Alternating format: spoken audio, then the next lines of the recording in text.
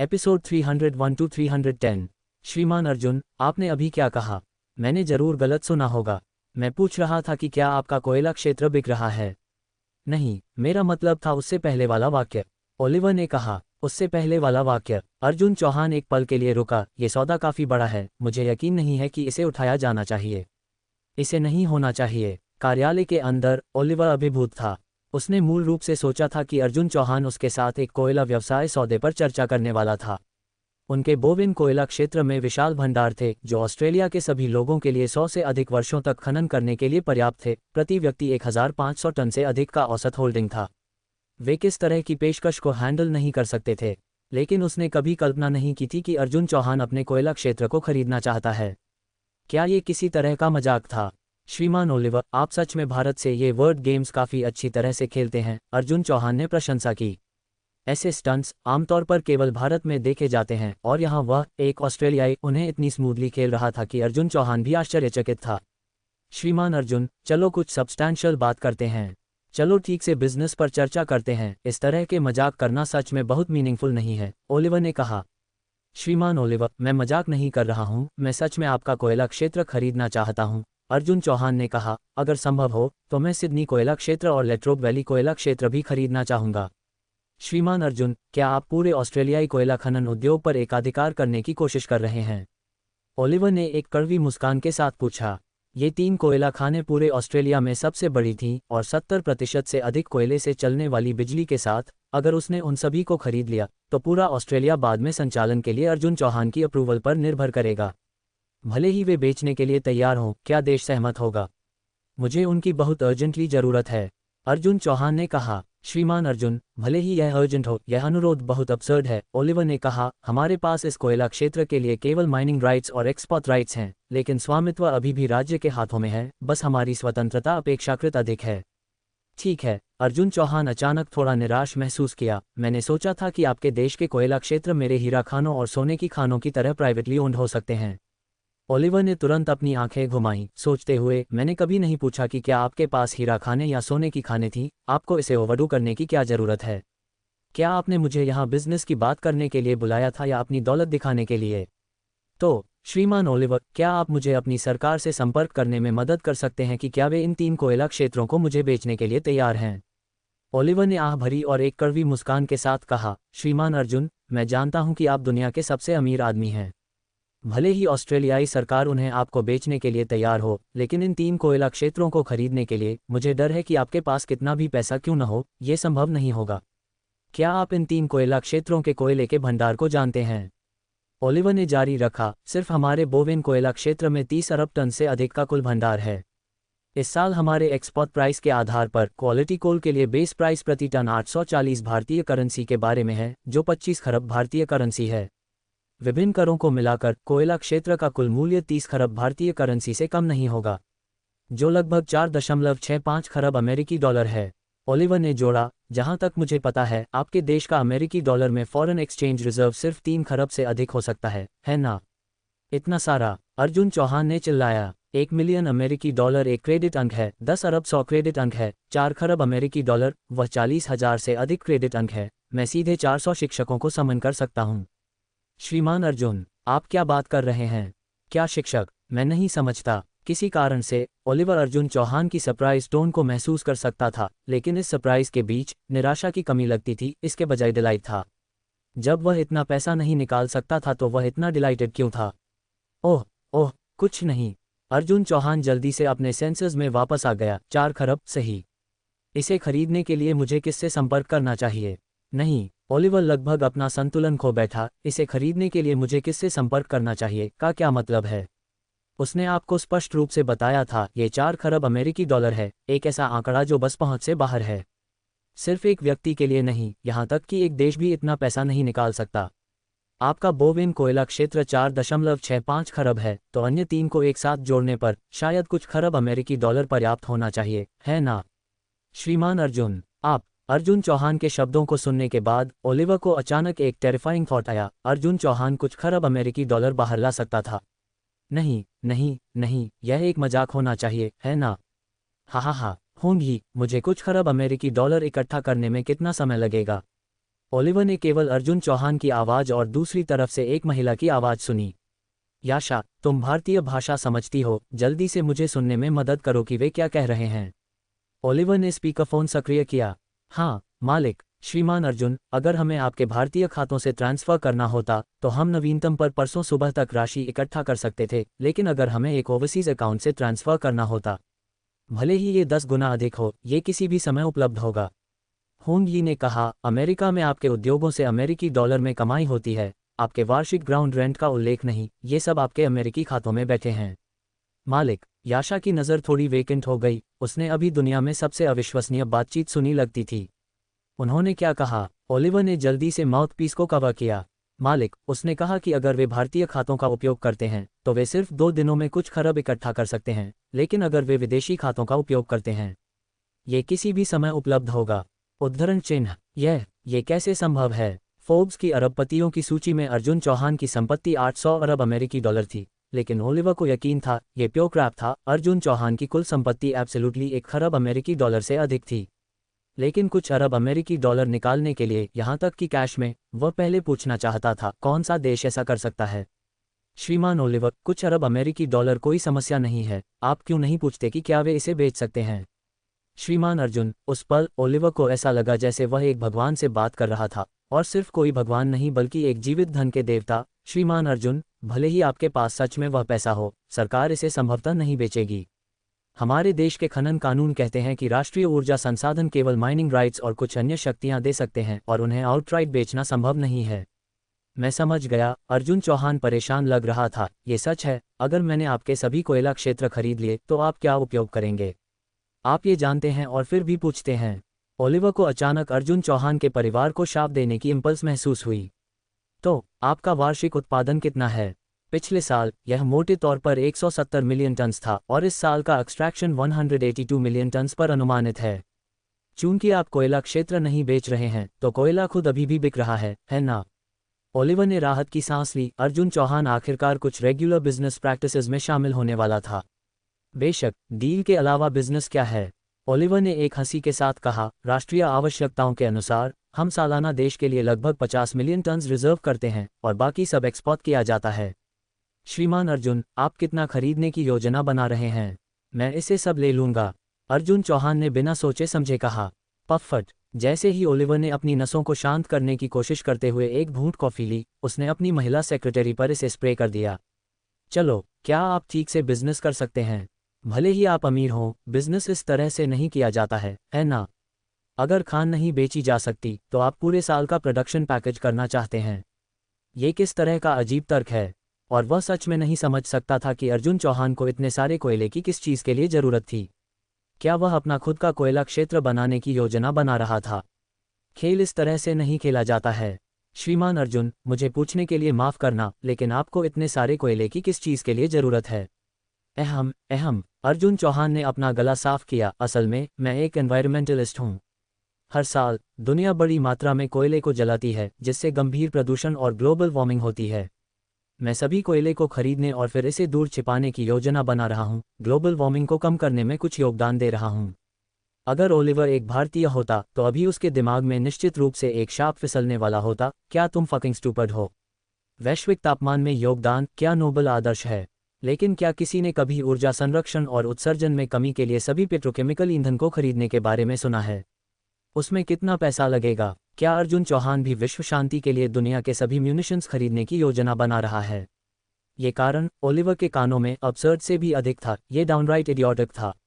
और अगर उनके कोयला क्षेत्रों से खनन किया गया सारा कोयला अर्जुन चौहान को बेच दिया गया, तो लॉन्ग टर्म कॉन्ट्रैक्ट्स वाले उन प्रमुख कोयला आयातक देशों का क्या होगा?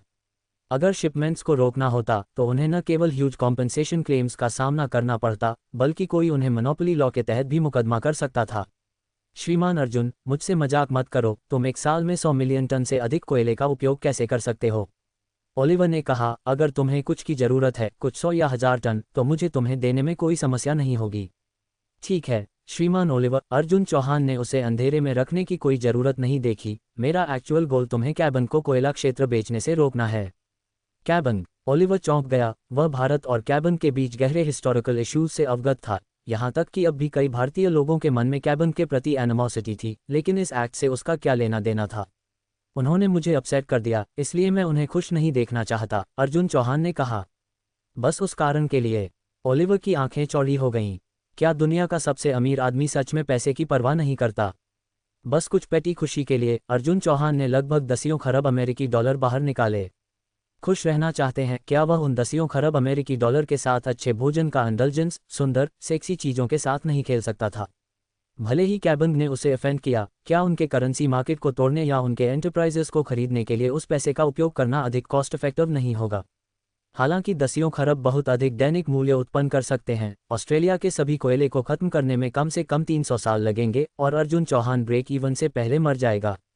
भले ही उसने अपने दिमाग को कितना भी रैक्ट किया, ओलिवर यह नहीं समझ सका कि अर्जुन चौहान इस रास्ते को क्यों चुनेगा। श्रीमान अर्जुन, मैं आपके साथ फ्रैंक रहूंगा। कैबन के साथ हमारा एक लॉन्ग टर्म कोऑपरेशन एग्रीमेंट है और हमें उन्हें हर दिन और साल कम से कम 50 मिलियन टन उच्च गुणवत्ता वाला कोयला बेचना होगा। चूंकि यह बिजनेस है, नेगोशिएशन के लिए हमेशा रूम होता है। अर्जुन चौहान हंसा। क्या ऑस्ट्रेलियाई कानून ये स्टिपुलेट करता है कि आप केवल अपना कोयला कैबन को बेच सकते हैं? वह नहीं करता। लो, तो ये सिर्फ पैसे का मामला है, अर्जुन चौहान ने कहा। आप कैबन को अपना कोयला प्रति टन कितने में बेचते हैं? कैबन को एक्सपोर्ट किए जाने वाले कोयले की कीमत प्रति टन 50 और 100 अमेरिकी डॉलर के बीच फ्लक्चुएट्स होती है। इस साल के पहले 2 महीनों की स्थिति के आधार पर यह प्रति टन 62 अमेरिकी डॉलर पर स्टेबल रही है, ओलिवर ने सच्चाई से जवाब दिया। आप कैबन को जो हिस्सा बेचते हैं वह मुझे बेच दो। मैं प्रति टन 200 अमेरिकी डॉलर का भुगतान करूंगा। ओलिवर ने अपने मोलर्स में एक तेज दर्द महसूस किया। उस ओपनिंग बिड के साथ अर्जुन चौहान ने कीमत को 3-4 से अधिक बढ़ा दिया था। यहां तक कि सबसे अच्छे साल में भी कैबन को बेचने पर उन्हें जो सबसे ज्यादा कीमत मिली वह प्रति टन केवल 102 अमेरिकी डॉलर थी। वैश्विक पैंडेमिक के प्रभाव के साथ इंपोर्ट और एक्सपोर्ट एक्टिविटीज बहुत अधिक मुश्किल हो गई हैं और प्रति टन 62 अमेरिकी डॉलर की वह कीमत पहले से ही बहुत अच्छी थी। उन्होंने कभी प्रति टन 200 अमेरिकी डॉलर की कल्पना भी नहीं की थी। श्रीमान अर्जुन, यह नहीं है कि हम अनविलिंग हैं, यह है कि ब्रीच ऑफ कंट्रैक्ट के लिए पेनल्टी कितनी है? पेनल्टी 1 अरब अमेरिकी डॉलर है। लेकिन डिंग, ओलिवर के फोन पर स्विस बैंक से एक मैसेज के साथ कंपन हुआ। प्रिय श्रीमान ओलिवर, आपको हमारे बैंक में आपके अकाउंट एक्स में 1 अरब अमेरिकी डॉलर का डिपॉजिट प्राप्त हुआ है। फक, ओलिवर दशकों से बिजनेस वर्ल्ड का एक वेटरन ने काउंटलेस डील्स किए थे, लेकिन उसे अर्जुन चौहान जैसा कोई नहीं मिला था जिसने बिना एक शब्द के 1 अरब अमेरिकी डॉलर वायर कर दिया। डील अभी तक क्लोज भी नहीं हुई थी और उन्हें पोटेंशियल पेनल्टी का भुगतान पहले ही हो गया था। अगर दुनिया में हर कोई उसके जैसा बिजनेस करता तो वे कोई फकिंग पैसा नहीं कमाते। श्रीमान अर्जुन, ये ब्रीच ऑफ कंट्रैक्ट के लिए पेनल्टी के बारे में नहीं है, ये बस प्रति टन 300 अमेरिकी डॉलर। श्रीमान अर्जुन, मैं सच में प्रति टन 400 अमेरिकी डॉलर। श्रीमान अर्जुन, आप जीत गए। ओलिवर ने आउटराइट अपनी आंखें घुमाईं। कैबन के लिए इस साल का कुल कोटा आपका है। आखिरकार ओलिवर एक प्योर बिजनेसमैन था। कोयले की कीमत 6 गुना से अधिक बढ़ गई थी। दुनिया ने कभी प्रति टन 400 अमेरिकी डॉलर पर कोयला कब देखा था? बोवेन कोयला क्षेत्र केवल ओलिवर के स्वामित्व में नहीं था, उसकी कंपनी के अन्य शेयर होल्डर्स थे और कैबन के लोगों के साथ उनका रिश्ता स्ट्रिक्टली बिजनेस था, कोई पर्सनल रैपो नहीं था। अगर ऐसा एक ह्यूज डील नहीं होता तो न केवल ओलिवर को खुद को माफ करना असंभव लगता, बल्कि शेयर होल्डर्स एक साथ मिलकर उसे स्पॉट पर इम्पीच भी कर सकते थे। श्रीमान ओलिवर, मैं आपसे एक पर्सनल फेवर पूछना चाहूंगा, अर्जुन चौहान ने कहा। मुझे बताओ, मैं तुम्हारे लिए और क्या कर सकता हूं? ओलिवर ने उस यंग मैन के साथ अक्वेंटेंसेस बनाने की उम्मीद के साथ अपनी संपर्क जानकारी छोड़ दी थी, शायद कुछ बिजनेस में एंगेज होने के लिए। और बस इस ब्रीफ फोन कॉल ने पहले ही दसियों अरब अमेरिकी डॉलर के करीब एक डील को नेटेड कर दिया था। क्या यही वह नहीं था जो वह हमेशा से चाहता था? अकेले इस एक ट्रांजैक्शन के साथ उसकी संपत्ति दसियों अरब अमेरिकी डॉलर तक बढ़ सकती थी। आप वैश्विक कोयला सप्लाई चेन के बारे में कितना जानते हैं? हाँ, मैं दशकों से इस सर्कल में रहा हूँ। इस उद्योग में शायद ऐसा कुछ भी नहीं है जो मैं नहीं जानता। रिलायबल, अर्जुन चौहान हंसा। मुझे उम्मीद है कि श्रीमान ओलिवर मुझे ये पता लगाने में मदद कर सकते हैं कि कैबन अपने कोयले को किन कोयला क्षेत्रों से आयात करता है। मैं आपको अब इसका जवाब दे सकता हूँ, ओलिवर हंसा। हम अपने सभी पार्टनर्स की बेसिक इन्फॉर्मेशन का रिकॉर्ड रखते हैं। पिछले साल कैबन ने ऑस्ट्रेलिया में हमसे 178 मिलियन टन्स का आयात किया। हमारा बोवेन कोयला क्षेत्र 80 मिलियन टन्स, सिडनी कोयला क्षेत्र 50 मिलियन टन्स, लेट्रोब वैली कोयला क्षेत्र 30 मिलियन टन्स और वेरियस अदर स्मॉल अमाउंट्स कुल 18 मिलियन टन्स, जबकि इन्हें के 32 मिलियन टन्स दक्षिण सुमात्रा कोयला क्षेत्र से आए और जारिस रूस के बेरचोरा कोयला क्षेत्र से 21 मिलियन टन्स आए। मेरे पास इन कोयला क्षेत्रों के मालिकों के साथ काफ़ी सारे बिजनेस डीलिंग्स हैं, इसलिए हमारे रिश्ते काफ़ी अच्छे हैं। तो श्रीमान ओलिवर, क्या आप मेरे लिए उन मालिकों को एक मैसेज पास कर सकते हैं? अर्जुन चौहान ने कहा, कैबन को बेचे गए कोयले के लिए मैं इसे डबल द प्राइस पर सब खरीद लूंगा और मैं ब्रीच ऑफ कंट्रैक्ट के लिए पेनल्टी भी कवर करूंगा। इस साल मैं चाहता हूं कि वे एक भी बिट न खरीद सकें। अर्जुन चौहान के चेहरे पर एक फियर्स लाइट दिखाई दी। नए लैंड रिसोर्सेज पर एकाधिकार बनाने के लिए। ठीक है, वह आग से लड़ता। आप देखते हैं, हालांकि दुनिया का वार्षिक कोयला उत्पादन सब्सटैंशियल था, एक्सपोर्ट के लिए उपलब्ध प्रपोर्शन लगभग हमेशा फिक्स था। इसके अलावा वैश्विक तापमान के कारण दुनिया भर के देश नीतियों को अपना रहे थे। यह ऐसा मामला नहीं था कि बाजार की मांग के अनुसार जितना चाहे उतना कोयला खनन किया जाए। वार्षिक उत्पादन सेट था और एक्सपोर्ट वॉल्यूम भी था, एक बार बिक जाने के बाद और नहीं था, जिससे कोयला एक्सपोर्ट रिसोर्सेज अत्यधिक कवटेड हो गए। अर्जुन चौहान ने कैबन से संबंधित सभी कोयला क्वोटर्स को लपेट लिया था। उनके लिए कम समय में अन्य इंपोर्ट चैनल्स की तलाश करना एक पाइप ड्रीम से कम नहीं था। यह एंटिसिपेट किया जा सकता था कि आने वाले समय के लिए कैबन का पूरा राष्ट्र कोयला रिसोर्सेज की कमी में डूब जाएगा। तुम सच में उनके लिए कोई रास्ता नहीं छोड़ रहे हो, ओलिवर ने एक राई स्माइल के साथ कहा। तो मैं आपसे गुड न्यूज़ का इंतजार करूंगा, श्रीमान ओलिवर। अर्जुन चौहान हंसा जैसे ही उसने फ़ोन काट दिया। होंगी, कैबन की प्राकृतिक गैस आपूर्ति को काटने में कितना समय लगेगा? श्रीमान अर्जुन, अर्लीस्ट पर 1.5 दिन। अच्छा, उन्हें काट दो। अर्जुन चौहान हंसा। मैं देखना चाहता हूं कि वे केवल न्यूक्लियर और रिन्यूएबल एनर्जी जनरेशन के साथ कब तक चल सकते हैं। कायांग निगम, कायांग देश के सबसे बड़े कोयले से चलने वाले बिजली उत्पादकों में से एक है, जिसका नेतृत्व वर्तमान में अध्यक्ष मासुमी आओकी कर रहे हैं, जो 50 वर्ष के एक मध्यम आयु वर्ग के व्यक्ति हैं। कायांग के बाहर से आयातित 90% से अधिक कोयला उनके माध्यम से घरेलू बाजार में प्रवेश करता है और उनका अस्तित्व पूरे देश की ऊर्जा आपूर्ति के लिए एक बहुत ही महत्वपूर्ण केंद्र है। हमेशा की तरह मासुमी आओकी अपने कार्यालय में वर्ष के लिए कोयले के आयात मूल्यों के उतार चढ़ाव को देख रहे थे। हालांकि कोयले की कीमत पिछले वर्षों की तुलना में काफ़ी कम हो गई थी। महामारी के कारण परिवहन लागत बहुत अधिक थी और निर्यात करने वाले देशों का लाभ कम हो गया था, जिससे उनमें से कई ने अपने कोयला निर्यात कोटे को कम या यहाँ तक कि बंद कर दिया था। भले ही कोयला एक स्वच्छ ऊर्जा स्रोत नहीं है, परमाणु और जल विद्युत उत्पादन अभी तक परिपक्व नहीं हुए हैं, कोयला एक अनिवार्य ऊर्जा संसाधन बना हुआ है। सौभाग्य से कायांग निगम का कई प्रमुख निर्यात करने वाले देशों के साथ दीर्घकालिक सहयोग था। आयात करना अधिक कठिन हो गया था, लेकिन वे अभी भी घरेलू बिजली आपूर्ति की मांगों को पूरा करने में सक्षम थे। खट खट खट, दरवाजे से तेजी से खटखटाने की अचानक आवाज आई। अंदर आओ, मासुमी आओकी ने कहा। एक सूट में एक युवा व्यक्ति कार्यालय में प्रवेश किया। उसका चेहरा कुछ फ्रैंटिक लग रहा था, यहाँ तक कि सामान्य शिष्टाचार को भी भूल गया था। अनुभाग प्रमुख नोगुची, क्या बात है कि तुम इतनी जल्दबाजी में हो? युवा व्यक्ति के चेहरे पर अभिव्यक्ति को देखते हुए मासुमी आओकी ने शिष्टाचार के उल्लंघन पर उस पर दबाव नहीं डाला। अध्यक्ष, हमारे वित्त विभाग को अभी बोवेन ऊर्जा समूह से एक बड़ा हस्तांतरण प्राप्त हुआ है। क्या हमने हाल ही में कोई रणनीतिक सहयोग कदम उठाए हैं? हिरोशी नोगुची, वित्त विभाग के प्रमुख, ने आज सुबह जल्दी पता लगाया कि उनके कंपनी खाते में रहस्यमय तरीके से $1 अरब का अतिरिक्त राशि प्राप्त हुई थी। उसने कंपनी के सभी हालिया लेनदेन रिकॉर्ड को देखा, लेकिन खाते स्पष्ट और बिना किसी समस्या के थे। यह $1 अरब हवा से प्रकट हुआ लगता था। सबसे अजीब बात यह थी कि बोवेन ऊर्जा समूह हमेशा उनका कोयला आपूर्ति करता रहा था। अगर वास्तव में कोई हस्तांतरण होता तो उन्हें बोवेन ऊर्जा समूह को भुगतान करना चाहिए था, न कि इसके विपरीत। तो उन्हें उनसे भुगतान क्यों प्राप्त हुआ? एक बड़ा हस्तांतरण। मासुमी आओकी हैरान थे। कंपनी के प्रमुख के रूप में वह सभी बड़े और छोटे मामलों की देखरेख करते थे। अगर ऐसा कुछ सच होता तो उन्हें इससे अनजान नहीं होना चाहिए था, है ना? इसे देखें, अध्यक्ष। हिरोशी नोगुची ने टैबलेट को मासुमी आओकी की आंखों के सामने उठाया। $1 अरब, ये सही नहीं हो सकता। अगर वे हमसे भुगतान के लिए जल्दी नहीं कर रहे होते तो ये काफ़ी आश्चर्यजनक होता। वे हमें पैसे कैसे हस्तांतरित कर सकते हैं? क्या यह एक गलती हो सकती है? लेकिन इतनी बड़ी राशि के साथ एक परिचालन त्रुटि कैसे हो सकती है? मासुमी आओकी पूरी तरह से परप्लेक्स थे। नहीं, ये सही नहीं है। मासुमी आओकी को अचानक कुछ याद आया। हालांकि आयात निर्यात अनुबंध पर वर्षों पहले हस्ताक्षर किए गए थे, वह इसे ड्राफ्ट करने और रिवीजन में शामिल थे।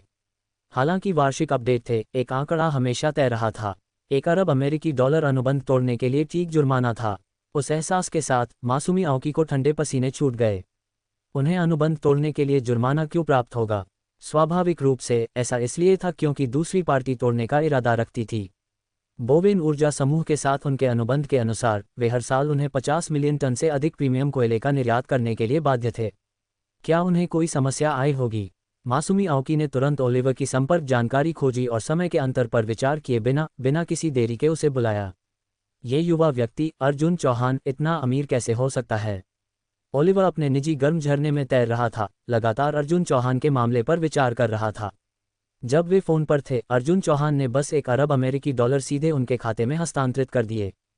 फोन काट देने के 2 मिनट से भी कम समय बाद उनके खाते में $50 अरब का एक और नकद हस्तांतरण प्राप्त हुआ। ये पैसा अर्जुन चौहान के लिए कायांग देश को इस साल के सभी कोयला निर्यात कोटे को खरीदने के लिए था और सामान्य से बहुत अधिक कीमत पर। पिछले व्यवसाय मॉडल के अनुसार अर्जुन चौहान को केवल एक डाउन पेमेंट करना था और फिर तिमाही में भुगतान तय करना था।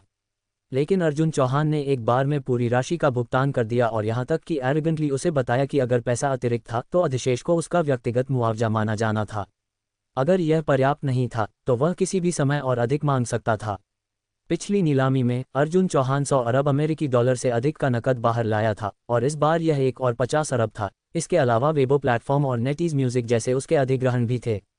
केवल नकद जो उसने इस्तेमाल किया था वह पहले ही $200 अरब से अधिक था। पिछले दुनिया के सबसे अमीर व्यक्ति की पूरी संपत्ति फिक्स्ड एसेट्स सहित $200 अरब तक भी नहीं पहुंची थी। उस पैसे के साथ ओलिवर अचानक बहुत खुश हो गया। हालांकि कायांग उनका सबसे बड़ा ग्राहक था, वे भुगतान करने में तेज नहीं थे। भुगतान इकट्ठा करने के हर प्रयास में भीख मांगना और निवेदन करना शामिल था। वे समझौते में निर्धारित अंतिम दिन तक एक पैसा भी नहीं देखेंगे। ओलिवर का इससे धैर्य बहुत पहले ही खत्म हो गया था। इस बार उसे आखिरकार एक अवसर मिला। $1 अरब उसने उन्हें सूचित भी नहीं किया, उसने बस इसे कायांग निगम के चेहरे पर थप्पड़ मार दिया। उसने यहां तक कि अध्यक्ष मासूमी आओकी के बविल्डर्ड और पूरी तरह से परेशान अभिव्यक्ति की कल्पना भी की थी जब वह पैसे को देखेंगे। श्रीमान ओलिवर, कायांग निगम से अध्यक्ष मासूमी आओकी लाइन पर हैं। ओलिवर की महिला सचिव की आवाज गर्म झरने के स्नान के बगल में एक छोटे लाउडस्पीकर से आई। उसे बताओ कि मैं अभी स्नान कर रहा हूं, यह इतना सुखद है, मुझे व्यवसाय की बात करने का मन नहीं कर रहा। उसे बताओ कि मेरे सोकिंग खत्म होने तक इंतजार करे। ओलिवर ने अत्यंत आनंद के साथ कहा, पहले मुझे पैसा कमाने के लिए तुम्हारे माध्यम से जाना पड़ता था, इसलिए मैंने इसे सहन किया। अब जब मेरे पास एक धनी भागीदार है तो तुम्हारी परवाह कौन करेगा? ओलिवर ने खुद से बड़बड़ाया, क्या वह स्नान कर रहा है? लाइन के दूसरे छोर पर मासूमी आओकी ने प्रेषित संदेश सुनकर क्रोध से लाल हो गए, लेकिन उन्होंने अपने गुस्से को दबाया और जारी रखा, क्या आप कृपया श्रीमान ओलिवर से पूछ सकते हैं कि वह अपना स्नान कब खत्म करेंगे? श्रीमान ओलिवर ने कहा, जब उनका मन करेगा तब वह बात करेंगे, और यह कब होगा यह उनके मूड पर निर्भर करता है। धमाका! मासूमी आओकी ने अपने डेस्क को जोर से मारा, खुद को रोकने के लिए संघर्ष करते हुए। कृपया श्रीमान ओलिवर से कहें, मैं उनसे आधे घंटे में फिर से संपर्क करूंगा। ये सब क्या चल रहा है? मासूमी आओकी का चेहरा सैवेजली कंटॉर्टेड हो गया। ओलिवर हमेशा उनके सीधे रिश्ते को बनाए रखने के बारे में बहुत सावधान रहा था, तो उसका रवैया इतनी अचानक क्यों बदल गया था? आधे घंटे तक एंक्शसली इंतजार करने के बाद मासूमी आओकी ने फिर से ओलिवर को बुलाया। इस समय ओलिवर ने अभी अपना हेयर सुखाना खत्म किया था जब वह बाहर निकला। उसने स्पीकरफोन बटन दबाया, यासा, मेरे लिए अनुवाद करो। श्रीमान आओकी, क्या इतना अर्जेंट है? ओलिवर ने जवाब देने में अपना समय लिया। श्रीमान ओलिवर, उस $1 अरब का क्या मतलब है? क्या बोवेन समूह हमारे साथ सहयोग काट रहा है? मासूमी आओकी ने पूछा, इतनी हाई प्राइसेस और वॉल्यूम के साथ क्या आप हमारे अलावा एक दूसरा खरीदार ढूंढ सकते हैं? श्रीमान आओकी, क्या आप ऑब्वियस नहीं पूछ रहे हैं? ओलिवर हंसा, वह $1 अरब समझौते के उल्लंघन के लिए कंट्रैक्चुअल पेनल्टी है, और जहां तक हमारे नए ग्राहक का सवाल है, उन्होंने एक हायर प्राइस की पेशकश की, इसलिए स्वाभाविक रूप से हमने उन्हें चुना।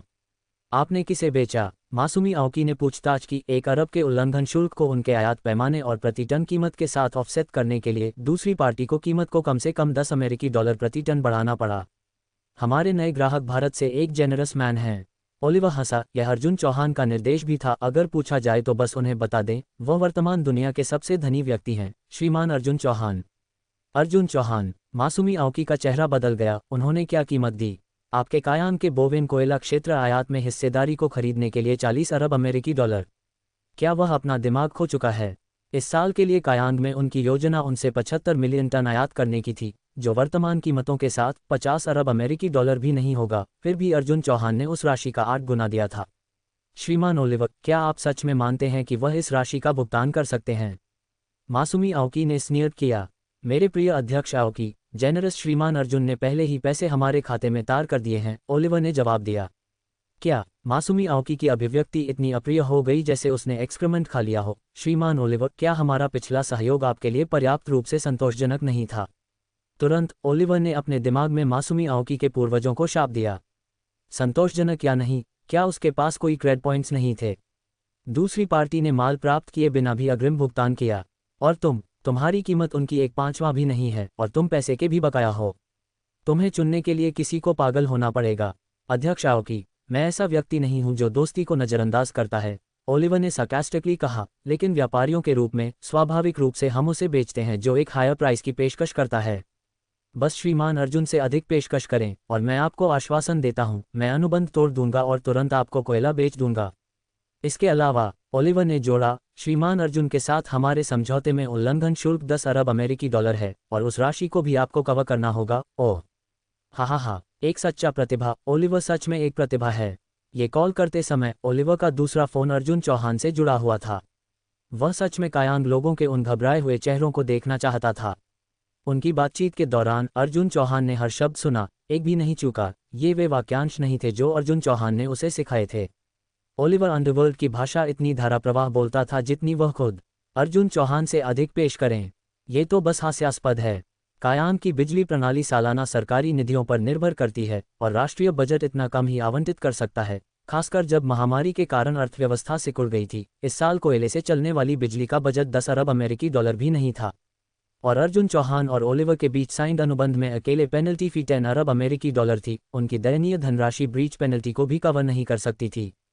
उसकी तनख्वाह बढ़ा दो, अर्जुन चौहान हंसा। इस तरह के व्यक्ति को अधिक भुगतान किया जाना चाहिए। श्रीमान ओलिवर, हमारे पिछले सहयोग को देखते हुए क्या आप मेरे लिए एक सवाल का जवाब दे सकते हैं? मासूमी आओकी ने पूछा। वह कोई बेवकूफ़ नहीं था।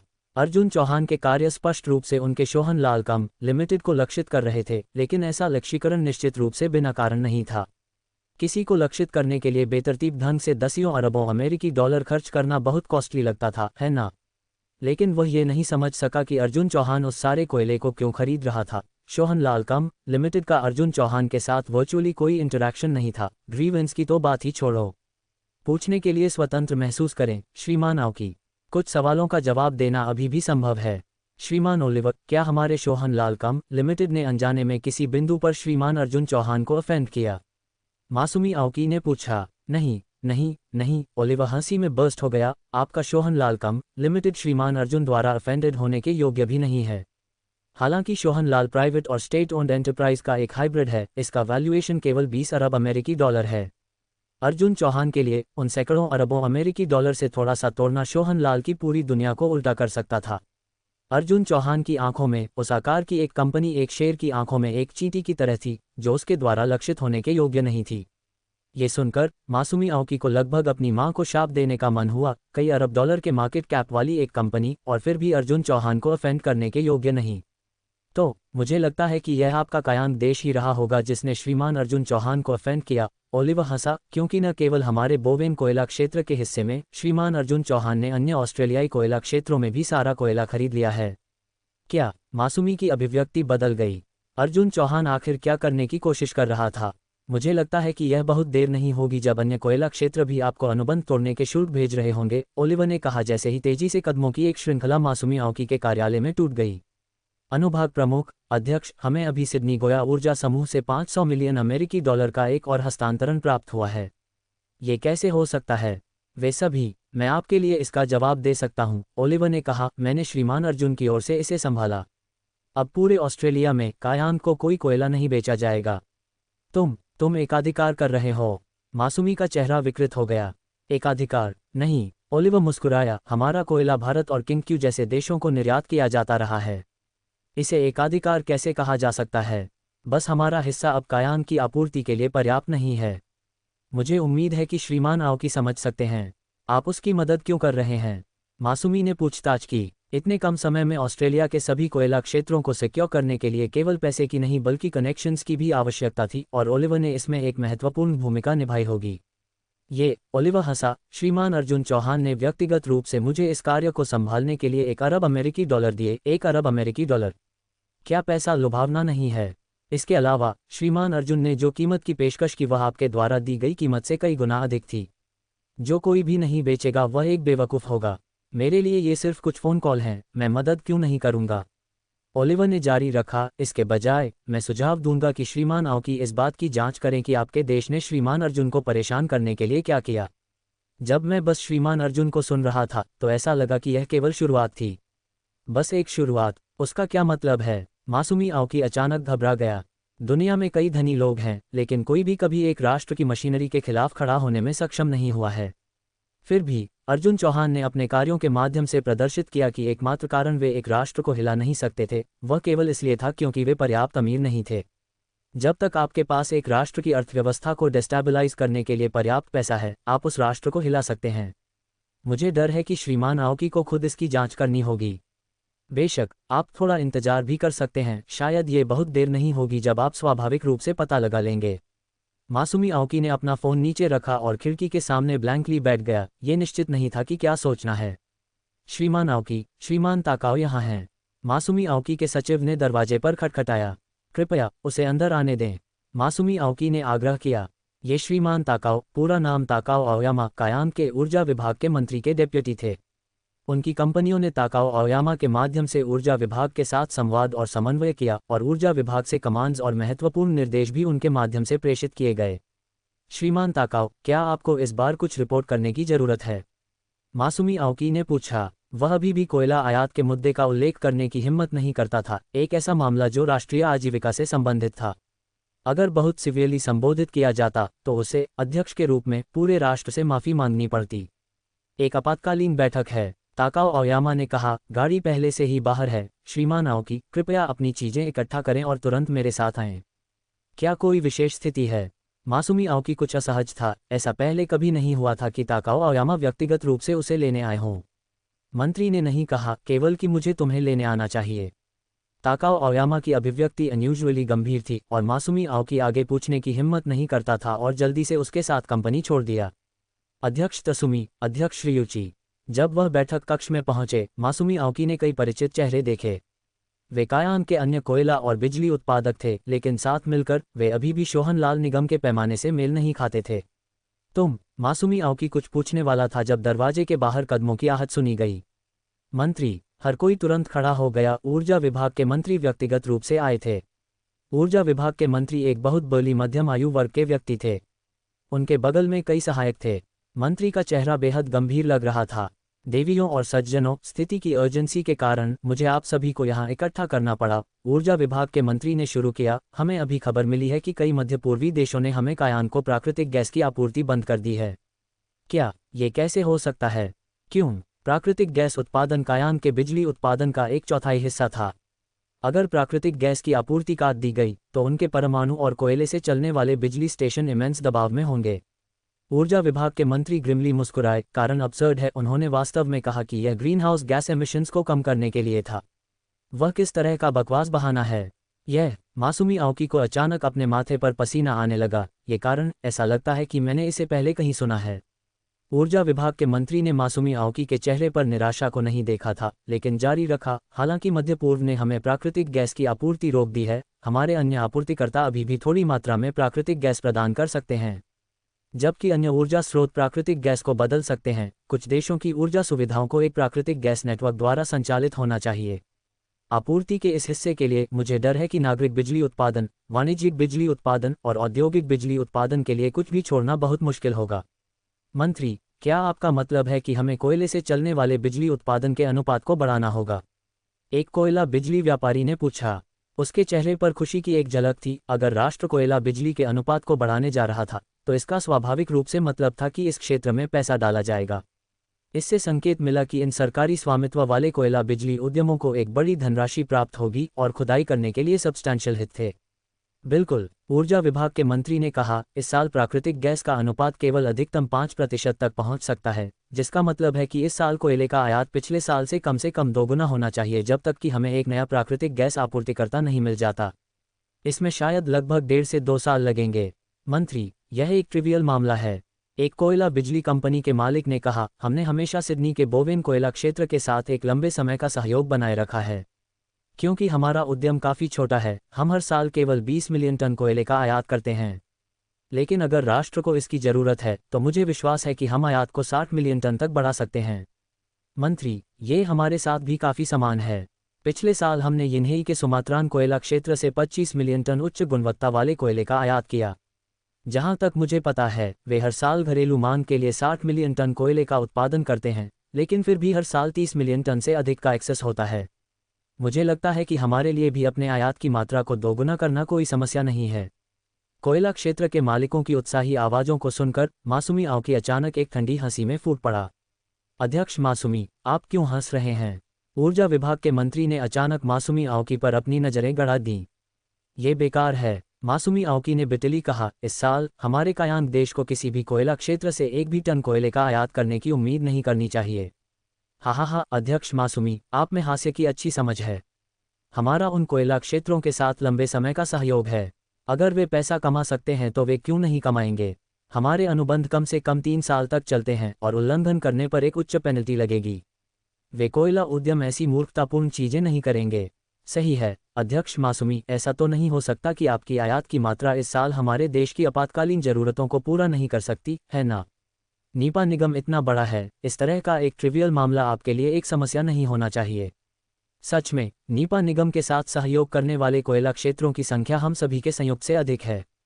कुछ दसियों मिलियन या यहाँ तक कि 100 मिलियन टन अधिक आयात करना बहुत मुश्किल नहीं होना चाहिए, है ना? भले ही वे सभी कायांग देश के उद्यम थे, नीपा निगम एक बड़ी कंपनी के रूप में स्वाभाविक रूप से कई एनवीएस आंखों का लक्ष्य था। वे राष्ट्र में सबसे बड़े कोयला बिजली व्यापारी थे, राज्य से सबसे अधिक संसाधन प्राप्त करते थे और उनका मुनाफा हर साल सबसे ज्यादा था। कई लोग उनके संसाधनों की लालसा करते थे। बस करो, उनके उपहास का सामना करते हुए मासूमी आउकी ने गुस्से में चिल्लाया, तुम मूर्खों को कोई अंदाजा नहीं है कि क्या हो रहा है। अगर तुम्हें विश्वास नहीं है तो अपने प्यारे आपूर्तिकर्ताओं को बुलाओ और पूछो कि क्या उनके पास तुम्हें बेचने के लिए कोई कोयला है। सबकी अभिव्यक्ति बदल गई। यह ऊर्जा विभाग के मंत्री का कार्यालय था, न कि नीपा निगम के अध्यक्ष का कार्यालय। मासूमी आउकी ने यहां मेज पर थंपिंग करने की हिम्मत की। क्या यह मंत्री के प्रति डिसरिस्पेक्ट नहीं दिखा रहा था? लेकिन उसके कार्यों ने अन्य अध्यक्षों को यह महसूस कराया कि एक वास्तविक समस्या होनी चाहिए, अन्यथा मासूमी आउकी ने इतनी इरैशनैलिटी से कार्य नहीं किया होता। मुझे पहले जांच करने दो। नीपा निगम के अध्यक्ष ने सबसे पहले एक फ़ोन निकाला। मंत्री, कृपया मुझे एक पल के लिए माफ़ करें। श्रीमान आउकी, कृपया स्वतंत्र महसूस करें। ऊर्जा विभाग के मंत्री एंग्री नहीं थे। उन्होंने मासूमी आउकी को घूर कर देखा। ये पहली बार नहीं था कि उन्होंने उससे निपटा था। मासूमी आउकी हमेशा हम्बल और माइल्ड मैनर्ड लगते थे, कम से कम इस उच्च रैंकिंग मंत्री के सामने, और पहले कभी इस तरह अपनी कंपोजर नहीं खोई थी। रोशान, यह आउकी है। सबने अध्यक्ष आउकी की बातचीत सुनने के लिए अपने कान खड़े कर दिए।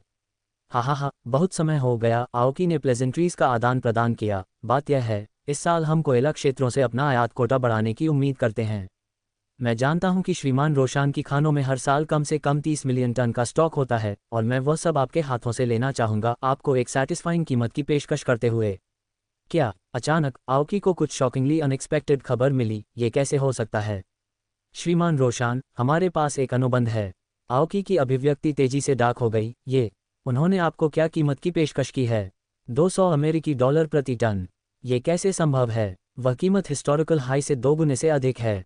रोशान, आपको उनके द्वारा धोखा नहीं दिया जाना चाहिए। दूसरी पार्टी ने पहले ही भुगतान कर दिया है। उन्होंने 1 साल की कोयले की आपूर्ति बुक कर ली है। लेकिन वोमू बहुत एक्साइटेड लग रहा था, लेकिन इससे पहले कि वह खत्म कर पाता, दूसरी पार्टी ने पहले ही फ़ोन काट दिया था। श्रीमान वोमू, क्या हुआ है? ऊर्जा विभाग के मंत्री ने जल्दी से पूछताछ की। यिन्हेई सुमात्रा कोयला क्षेत्र के मालिक ने कहा कि किसी ने हमारे कायान को बेचने के लिए इरादा किया गया उनका पूरा कोयला क्षेत्र ले लिया है, प्रति टन 200 अमेरिकी डॉलर की कीमत की पेशकश करते हुए, और उन्होंने अनुबंध तोड़ने के लिए पेनल्टी फी का भी भुगतान किया है। वोमू का चेहरा थोड़ा पेल हो गया था। श्रीमान मासूमी आउकी, क्या हो रहा है? मुझे कोशिश करने दो। एक और अध्यक्ष ने तुरंत अपने आपूर्तिकर्ताओं से संपर्क किया, लेकिन फिर भी डिस्पेयरिंग खबर लेकर लौटा। जारिस्ट रूस के बेरचोजल कोयला क्षेत्र ने भी हमारे साथ अपना सहयोग रद्द कर दिया है। किसी ने हमारे कायान के लिए इरादा किया गया सभी कोयले को प्रति टन 180 अमेरिकी डॉलर पर खरीदने की पेशकश की है। सिडनी कोयला क्षेत्र में किसी ने प्रति टन 240 अमेरिकी डॉलर की बोली लगाई है।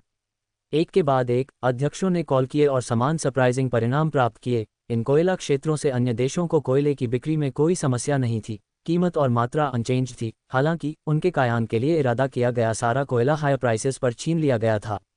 जैसा कि मासूमी आउकी ने कहा था, दुनिया में किसी भी कोयला क्षेत्र से उनके कायान के लिए कोई कोयला उपलब्ध नहीं था। श्रीमान मासूमी आओकी, आखिर क्या हो रहा है? कृपया समझाएं। सम्मेलन कक्ष में सबकी आंखें मासूमी आओकी के चेहरे पर केंद्रित थीं। मुझे भी नहीं पता कि क्या हो रहा है, मैं बस इतना जानता हूं कि यह सब उस भारतीय आदमी ने किया है जिसका नाम अर्जुन चौहान है। अर्जुन चौहान, दुनिया का सबसे अमीर आदमी।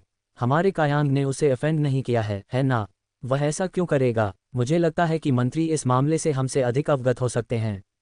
मासूमी आओकी ने कहा। उसे यकीन था कि इन कोयला व्यवसायियों और अर्जुन चौहान का बिल्कुल कोई कनेक्शन नहीं था, और यह और भी कम संभावना थी कि उन्होंने उसे ऑफेंड किया हो। केवल एक ही संभावना थी कि उनकी सरकार ने अर्जुन चौहान के हितों को नुकसान पहुंचाने के लिए कुछ किया था, इसलिए वह इस तरह से रिटेलिएशन कर रहा था। बेशक यह मासूमी आओकी द्वारा सिर्फ एक कंजेक्चर था। क्या आप निश्चित हैं कि यह अर्जुन चौहान है? मंत्री का चेहरा बेहद ग्रेव हो गया। एक उच्च रैंकिंग राज्य अधिकारी के रूप में वह स्वाभाविक रूप से जानता था कि कायांग ने अर्जुन चौहान के नए पृथ्वी खनिजों के आयात में सीरियसली इंटरफेयर किया था। भले ही भारतीय लोग हाई परफॉर्मेंस चिप्स का उत्पादन कर सकें बिना कच्चे माल के, भले ही उनके पास टेक्नोलॉजी हो, कुछ भी हासिल करना असंभव होगा। बोवेन कोयला क्षेत्र से श्रीमान ओलिवर ने मुझे पर्सनली बताया, मासूमी आओकी ने कहा। मुझे ये भी संदेह है कि अर्जुन चौहान ने जानबूझकर हमें ये जानने दिया कि यह सब उसका काम था। इसके अलावा मुझे संदेह है कि प्राकृतिक गैस का कट ऑफ भी उससे संबंधित है। मासूमी आओकी ने कहा। अर्जुन चौहान ने श्रीमान ओलिवर को बताया कि वह हमारे लिए इरादा किया गया कोयले को ग्लोबल वार्मिंग का मुकाबला करने में योगदान के रूप में भी खरीद रहा है। बकवास। क्या वह हमारे कायांग की जीवन रेखा को काटना चाहता है? वह वास्तव में क्या करना चाहता है? क्या वह सच में अकेले हमारे पूरे देश पर युद्ध की घोषणा करना चाहता है? ये भारतीय आदमी कमीना। उन्होंने अनुमान लगाया था कि अर्जुन चौहान रिटेलिएशन कर सकता है, लेकिन उन्हें उम्मीद नहीं थी कि काउंटर अटैक इतनी स्विफ्ट और फियर्सली आएगी। अर्जुन चौहान बिल्कुल भी नियमों से नहीं खेल रहा था, और अपने पहले स्ट्राइक के साथ उसने अनिवार्य रूप से उनके राष्ट्र के आधे से अधिक ऊर्जा आयात को रोक दिया था। अल्ट्रामैन मॉन्स्टर्स से लड़ना सीधे बैट से रेज ब्लास्ट करने के साथ शुरू नहीं हुआ था। क्या आज के युवा लोगों में मार्शल वर्चू का कोई सेंस नहीं है? श्रीमान अर्जुन, मध्य पूर्व से कायांग की प्राकृतिक गैस की आपूर्ति पहले ही रोक दी गई है, लेकिन अभी भी कुछ देशों के गैस संसाधन हैं जो आपके नियंत्रण में नहीं हैं, यद्यपि उनकी मात्रा अधिक नहीं है और आपकी योजनाओं को प्रभावित नहीं करेगी। बहुत अच्छा। अर्जुन चौहान ने संतुष्टि में सिर हिलाया। कोयला क्षेत्रों का क्या? ऑस्ट्रेलिया के सभी कोयला क्षेत्रों को पूरी तरह से खरीद लिया गया है, और केवल इस हिस्से ने कायांग की 90% से अधिक आपूर्ति को काट दिया है। होंग यी ने कहा। फिर भी आदेश ये सुनिश्चित करने का था कि वे एक भी टन कोयला नहीं खरीद सकें, जिसमें कुछ प्रयास तो लगा, लेकिन अब तक कायांग को निश्चित रूप से एक दीवार से टकराना चाहिए। आपने कड़ी मेहनत की है। अर्जुन चौहान ने एक पैर को दूसरे के ऊपर रखकर आराम से बैठ गया। वे कछुए अब घबरा रहे होंगे। उन्होंने हमें दुर्लभ पृथ्वी खनिजों का निर्यात करने से भी मना कर दिया। चलो देखते हैं कि कौन किसे मात दे सकता है। श्रीमान अर्जुन, आपको वास्तव में इतनी परेशानी उठाने की आवश्यकता नहीं थी, होंग यी ने कहा। कायांग के पश्चिमी सेडो क्षेत्र में जमीन का एक बड़ा टुकड़ा है जो आपके पूर्वजों ने खरीदा था। अगर आप उस जमीन का उपयोग करके उन्हें धमकाते तो वे निश्चित रूप से समझौता कर लेते। क्या मैं उस तरह का व्यक्ति हूं जो शक्ति से दूसरों को धमकाता है? अर्जुन चौहान ने ईमानदारी के चेहरे के साथ कहा। अगर मैं ऐसा करता तो दूसरे मुझे निश्चित रूप से नीच और बेशर्म कहते, लेकिन कायांग द्वारा मूल रूप से जलाए जाने वाले कोयले को खरीदकर ये स्थायी विकास का समर्थन कर रहा है और वैश्विक तापमान को कम करने में योगदान दे रहा है। होंग यी अपनी आंखें घुमाने से खुद को रोक नहीं पाए। वह अर्जुन चौहान के पाखंडी व्यवहार की आदी थी। नीच और बेशर्म। जब उसने किंगक्यू में दूसरों की जमा राशि का उपयोग उन्हें समझौता करने के लिए मजबूर करने के लिए किया, तो क्या वह नीच और बेशर्म होने के बारे में नहीं जानता था? श्रीमान अर्जुन, कायांग ने अब इस मामले को अंतर्राष्ट्रीय पत्रिकाओं तक पहुंचा दिया है। लगता है कि वे जनमत की शक्ति का उपयोग करके आपको झुकने पर मजबूर करना चाहते हैं। ओह! अर्जुन चौहान ने एक भान उठाए और तुरंत अपना दूरभाष फोन चालू किया। कायांग का कोयला आयात अवरुद्ध, जिसका श्रेय भारत के सबसे अमीर आदमी अर्जुन चौहान के कार्यों को जाता है। यह मुखर शीर्षक आज प्रमुख समाचारों में शीर्ष कहानी बन गया था। क्या हो रहा है? आज की खबर काफी असामान्य है। अवरुद्ध का क्या मतलब है? क्या श्रीमान अर्जुन के पास इतनी महान शक्ति है कि वह कायांग जैसे विकसित देश को ऊर्जा आयात करने से रोक सकते हैं? ये कहने के लिए कि यह बस ऐसे ही अवरुद्ध हो गया। मैंने यहाँ कुछ अफवाहें सुनी हैं। मेरा एक मित्र है जो ऑस्ट्रेलिया में एक ऊर्जा कंपनी में काम करता है। उनकी कंपनी कोयला खनन का काम करती है, जिसका एक हिस्सा कायांग को निर्यात किया जाना था। हालांकि मैंने कुछ दिन पहले सुना कि एक नए खरीदार ने दूसरों को पीछे छोड़ते हुए उस कोयले के लिए बोली लगाई जो कायांग को जाना था, प्रति टन $240 की पेशकश करते हुए यहां तक कि जुर्माने की फीस भी कवर की। क्या प्रति टन $240? हे भगवान, मुझे याद है कि जब कोयले की कीमत अपने उच्चतम स्तर पर थी तो ये प्रति टन $100 से थोड़ा अधिक थी, है ना? वर्तमान आयात निर्यात की स्थिति के साथ प्रति टन 60-70 डॉलर पहले से ही बहुत अच्छा है, ये बस दोगुने से अधिक है। तुम लोग गणित करो, कायांग ने पिछले साल लगभग 200 मिलियन टन कोयले का आयात किया। अगर वे इस साल इस दर पर जारी रहते हैं तो ये प्रति टन $240 पर 48 अरब डॉलर है। श्रीमान अर्जुन वास्तव में कितने अमीर हैं? नहीं नहीं नहीं, वह भी सबसे ऊंची कीमत नहीं है। मेरा एक और मित्र है जिसने कहा कि उनका कोयला क्षेत्र भी कुछ रहस्यमय मालिक को पट्टे पर दिया गया था, प्रति टन $320 की पेशकश के साथ। प्रभावशाली। इस कदम के साथ श्रीमान अर्जुन सच में एक बड़ा दृश्य पैदा करते हैं। वास्तव में क्या चल रहा है? श्रीमान अर्जुन ने अचानक कायांग के खिलाफ कार्रवाई क्यों की? क्या तुम नहीं जानते? श्रीमान अर्जुन फोटोरेसिस्ट बनाने के लिए कायांग से दुर्लभ पृथ्वी खनिजों का आयात करना चाहते थे, लेकिन जाहिर तौर पर कायांग ने बेचने से इनकार कर दिया। यह शायद प्रतिशोध है। ये क्रूर है। कोयले के बिना क्या उनके कोयले से चलने वाले बिजली संयंत्र सिर्फ बेकार सजावट नहीं बन जाएंगे? हर बात पर विश्वास मत करो। अर्जुन चौहान ने तुरंत अपने सामाजिक माध्यम मंच के माध्यम से बात की। हाल के वर्षों में पर्यावरणीय प्रदूषण इतना गंभीर होने के साथ इसका एक बड़ा हिस्सा कोयला जलाने के कारण होता है, खासकर उन औद्योगिक रूप से विकसित देशों में। उस कोयले को खरीदकर और उसे कहीं बिना जलाए ढेर करके क्या यह अप्रत्यक्ष रूप से पर्यावरण की रक्षा नहीं कर रहा है? जहां तक गलती से कायांग में हमारे मित्रों के लिए इरादा किया गया एक हिस्सा लेने का सवाल है, मैं केवल माफी मांग सकता हूं। आप जा सकते हैं और अन्य कोयला क्षेत्रों से खरीद सकते हैं। अगर आपके पास पैसों की कमी है तो आप मेरे पास आकर उधार ले सकते हैं। हा, मैं इस कारण को 99 अंक देता हूं और 1 अंक विदहोल्ड करता हूं इस डर से कि श्रीमान अर्जुन अहंकारी हो जाएंगे। मुझे इस कारण पर विश्वास है। कायांग के वे लोग स्पष्ट रूप से श्रीमान अर्जुन को दुर्भावनापूर्ण रूप से बदनाम कर रहे हैं। हा, आमतौर पर धनी लोग सिर्फ खानों के मालिक होते हैं। श्रीमान अर्जुन एक कदम और आगे बढ़े, वह व्यावहारिक रूप से 200 मिलियन टन कोयले के साथ एक खान बना रहे हैं।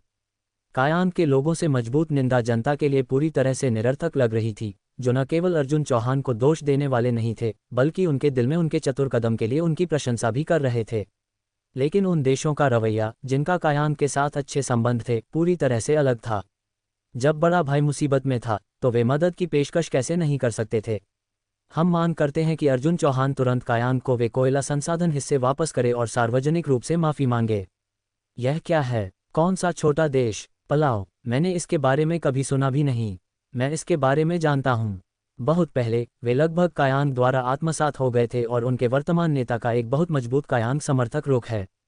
मुझे लगता है कि वे श्रीमान अर्जुन का अपमान कर रहे हैं। 4 या 500 अरब डॉलर नकद लाने जा रहे हैं और आपको लगता है कि श्रीमान अर्जुन इसे नहीं ला सकते? क्या तुम मजाक कर रहे हो? बहुत हानिकारक नहीं है लेकिन बेहद अपमानजनक है। मैं सुझाव देता हूं कि श्रीमान अर्जुन सीधे इस पर अपमान के आरोप के लिए अंतर्राष्ट्रीय न्यायालय को शिकायत करें।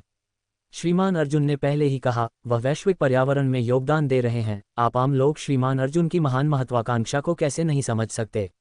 ओह, मैं मुश्किल से इसे बनाए रख सकता हूं। श्रीमान अर्जुन, क्या आप मेरा भुगतान बाद में तय कर सकते हैं? कोई भी ऐरा गैरा सोचता है कि वे कूदकर शोर मचा सकते हैं। उन तथाकथित मजबूत निंदाओं को देखते हुए अर्जुन चौहान ने जरा भी परेशान नहीं महसूस किया और यहां तक कि उसे हंसी भी आ रही थी। अमेरिका ने अभी तक बात भी नहीं की थी और वे देश जो मुश्किल से खुद को खिला पा रहे थे, खुद के बारे में चिंतित थे और फिर भी कायांग को विरोध में समर्थन करने की हिम्मत थी। श्रीमान अर्जुन, होंग यी ने बगल से कहा, वे छोटे देश लगभग पूरी तरह से अपनी बिजली उत्पादन के लिए कोयले पर निर्भर करते हैं। क्या आप चाहते हैं कि मैं उनकी कोयला आपूर्ति भी काट दूं? होंग यी के कंप्यूटर पर संख्याएं सामने आईं। श्रीमान अर्जुन, इन छोटे देशों का संयुक्त वार्षिक कोयला आयात 5000 टन तक भी नहीं पहुंचता है और वे ज्यादातर ऑस्ट्रेलिया और यहीं से आयात करते हैं। हमारे पिछले सहयोग को देखते हुए उनके आयात हिस्से को खरीदना आसान होगा। जरूरत नहीं। अर्जुन चौहान ने सिर हिलाया, ये देश बहुत दयनीय हैं। मैं उनकी बिजली काटने की हिम्मत नहीं कर सकता। वे अंतर्राष्ट्रीय स्तर पर बहुत प्रभावी नहीं हैं, लेकिन वे अभी भी कुछ शोर मचाते हैं। ठीक है, अर्जुन चौहान हंसा, वे कोयला संसाधन जिन्हें हमने कायांग से काट दिया, चलो उनमें से कुछ उन्हें उपहार में देते हैं। होंग यी दंग रह गई। वे कायांग के लिए बोलने में मदद कर रहे थे और आप उन्हें कोयला उपहार में देना चाहते हैं। ये किस तरह का उल्टा कार्य था? ये ठीक है, तुम मेरी तरफ से बात फैलाओ। मैंने अगले 10 वर्षों के लिए उनकी कोयला आपूर्ति को कवर कर लिया है। उन्हें पता होना चाहिए कि क्या करना है। क्या हमें 10 साल का कोयला देना?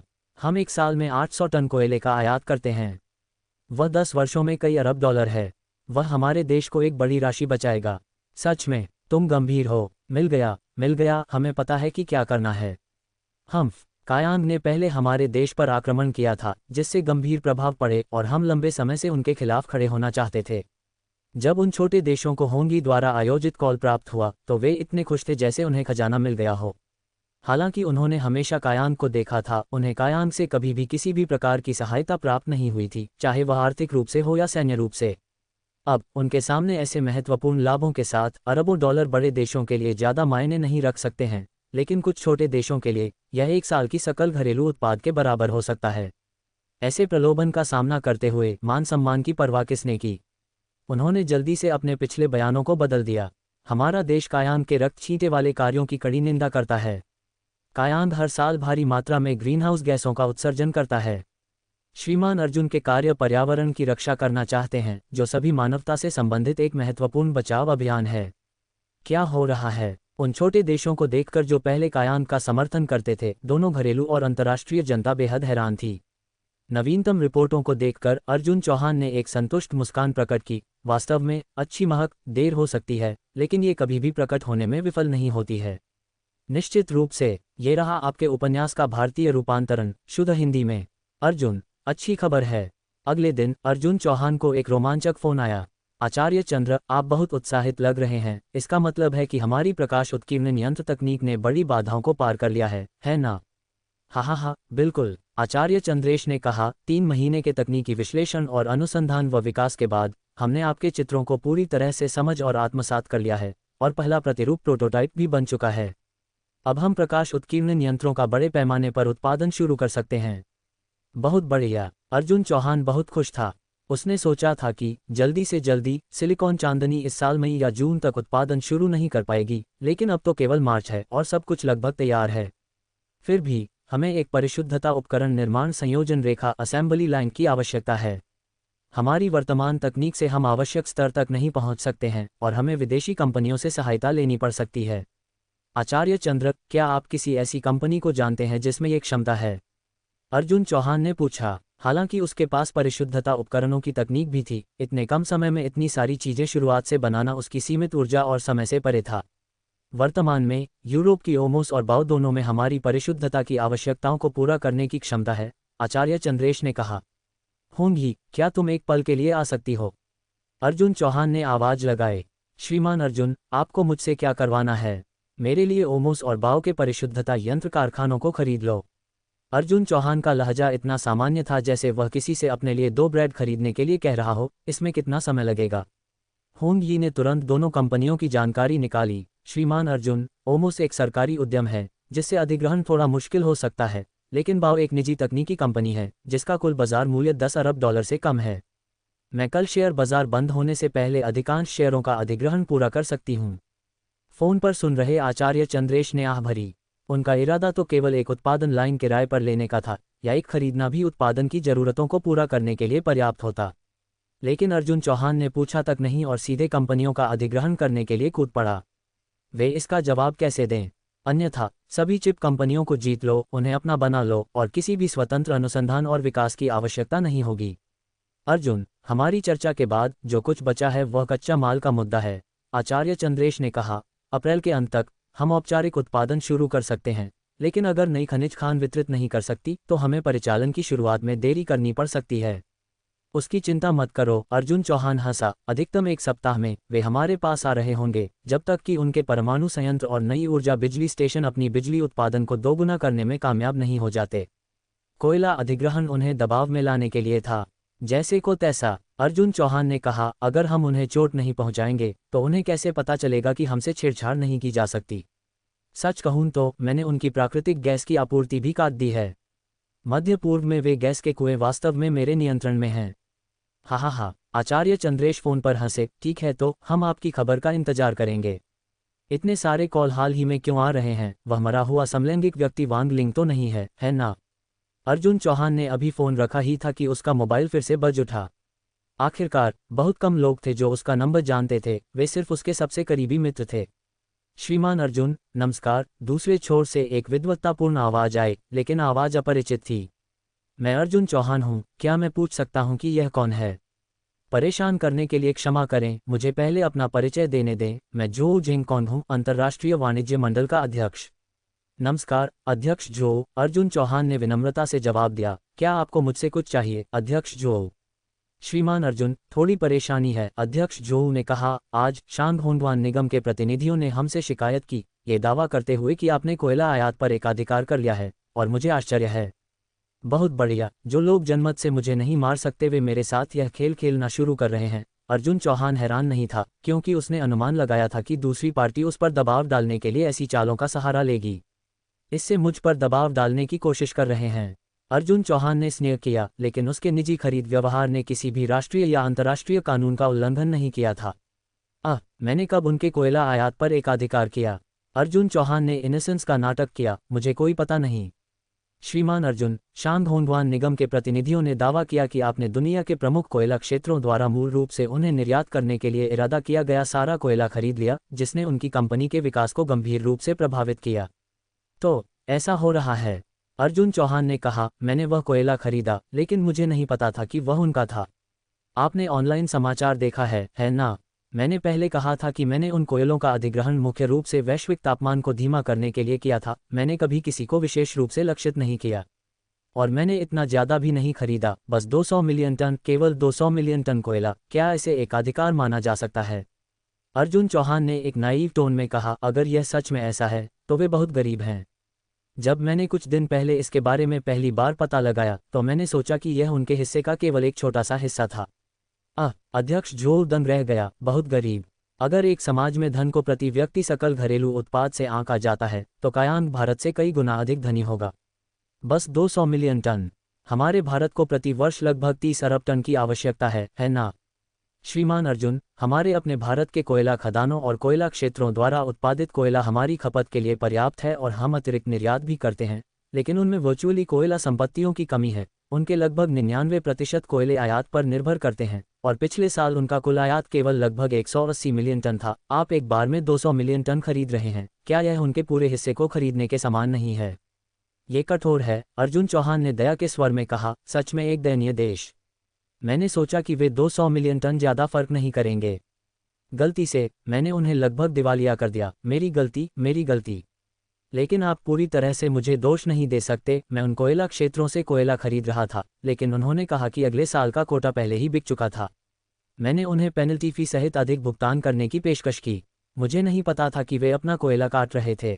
अर्जुन चौहान हैरान लग रहा था। क्या ऐसा हो सकता है कि वे व्यापार करने में इतने निर्लज रहे हैं कि सभी कोयला मालिक उनसे असंतुष्ट हैं, जिससे ऐसा एक यूनाइटेड फ्रंट बन गया है?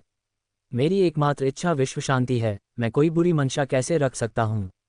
ये सब एक गलतफहमी है। अध्यक्ष जो की अभिव्यक्ति हंसी और आंसू का मिश्रण थी।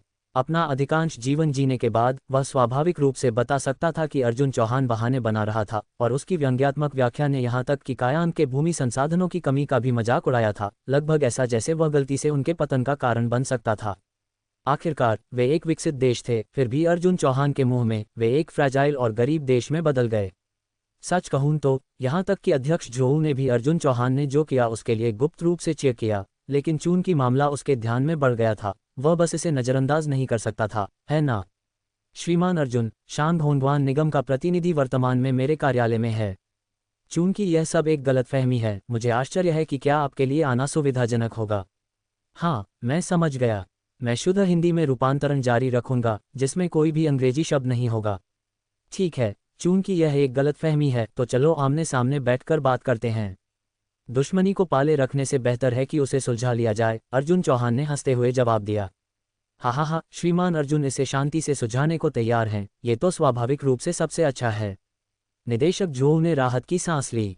हालांकि उन्हें कायांग के निगम द्वारा सिलिकॉन चांदनी को नई मिट्टी के खनिजों को बेचने से इनकार करने के बारे में पता नहीं था, और अभी भी सोचा कि यह सब सिर्फ एक दुर्घटना थी, अन्यथा अर्जुन चौहान इतनी आसानी से सहमत क्यों हो जाते। बैठक उसी दिन दोपहर 2 बजे के लिए तय हुई थी, और निदेशक जोऊ पहले से ही दरवाजे पर उनका इंतजार कर रहे थे। श्रीमान अर्जुन, आपका स्वागत है, और हमारे काम में आपके समर्थन के लिए धन्यवाद। बिल्कुल, अर्जुन चौहान ने बार बार सिर हिलाया। चलो जल्दी चलते हैं, दूसरों को इंतजार न करवाते, कहीं वे यह न कह दे कि हमें नियमों की समझ नहीं है। कृपया श्रीमान अर्जुन। जैसे जैसे वे चले, निदेशक जोऊ ने अर्जुन चौहान को इस दूत का परिचय दिया। इस प्रतिनिधि का नाम जिनतियानजिंग लोंग था, 42 वर्ष का, एक जन्मजात व्यापारी और एक बहुत ही सक्षम व्यक्ति भी। जिनतियानजिंग लोंग बैठक कक्ष में बैठे थे, अपने 2 सहायकों के साथ रणनीतियों पर चर्चा कर रहे थे। वे निश्चित रूप से जानते थे कि अर्जुन चौहान ने कायांग के खिलाफ ऐसे उपाय क्यों किए थे। वह इसे एक दबाव के रूप में उपयोग करना चाहता था ताकि कायांग देश को सिलिकॉन चांदनी को नई मिट्टी के खनिजों के निर्यात को खोलने के लिए मजबूर किया जा सके। विवर्तनिक प्लेटों की सीमाओं पर स्थित होने के कारण बार बार भूवैज्ञानिक गतिविधि के साथ कायांग के क्षेत्र में हालांकि कई पारंपरिक खनिज संसाधनों की कमी थी, कई दुर्लभ धातु संसाधन थे जिसमें नई मिट्टी के खनिज लगभग एक राष्ट्रीय खजाना माने जाते थे। इसे एक राष्ट्रीय खजाना इसलिए कहा जाता था क्योंकि यह कायांग के लिए अद्वितीय था, लेकिन इसका मतलब यह नहीं था कि ये दुर्लभ था। नई मिट्टी के खनिजों के भंडार न केवल काफ़ी थे बल्कि उन्हें बेहद प्रचुर भी बताया जा सकता था, जिसमें माउंट असू के सक्रिय ज्वालामुखियों के पास 20 मिलियन टन से अधिक स्थित थे। नई मिट्टी के खनिजों में मुख्य रूप से कई दुर्लभ धातु तत्व होते थे जो पृथ्वी की पपड़ी में कम मात्रा में पाए जाते थे। वर्तमान में मानव प्रौद्योगिकी कई क्षेत्रों में उनका उपयोग नहीं करती थी, जिसमें सेमीकंडक्टर उद्योग सबसे बड़ा उपभोक्ता था। हालांकि वर्तमान फोटोरेसिस्ट प्रौद्योगिकी इन धातु तत्वों का उपयोग नहीं करती थी, लेकिन कायांग के वैज्ञानिकों ने शोध के माध्यम से पाया था कि उन्हें नई मिट्टी के खनिजों से धातुओं के साथ बदलने से फोटोरेसिस्ट की कार्यक्षमता कम से कम 2 गुनी हो सकती है। बस एक बहुत स्थिर सूत्र अभी तक नहीं बनाया गया था। जब उन्हें पता चला कि सिलिकॉन चांदनी नई मिट्टी के खनिजों का आयात करना चाहती थी, तो उन्हें तुरंत एक गहरी बेचैनी महसूस हुई। सिलिकॉन चांदनी जिस तरह से यूरोपीय और अमेरिकी आपूर्तिकर्ताओं के साथ व्यवहार करती थी वह कोई रहस्य नहीं था, और सिर्फ ये बिंदु ही उनके वर्तमान दृढ़ रवैये को दिखाता था, लगभग स्वतंत्र अनुसंधान और विकास के मार्ग पर चलने के लिए तैयार।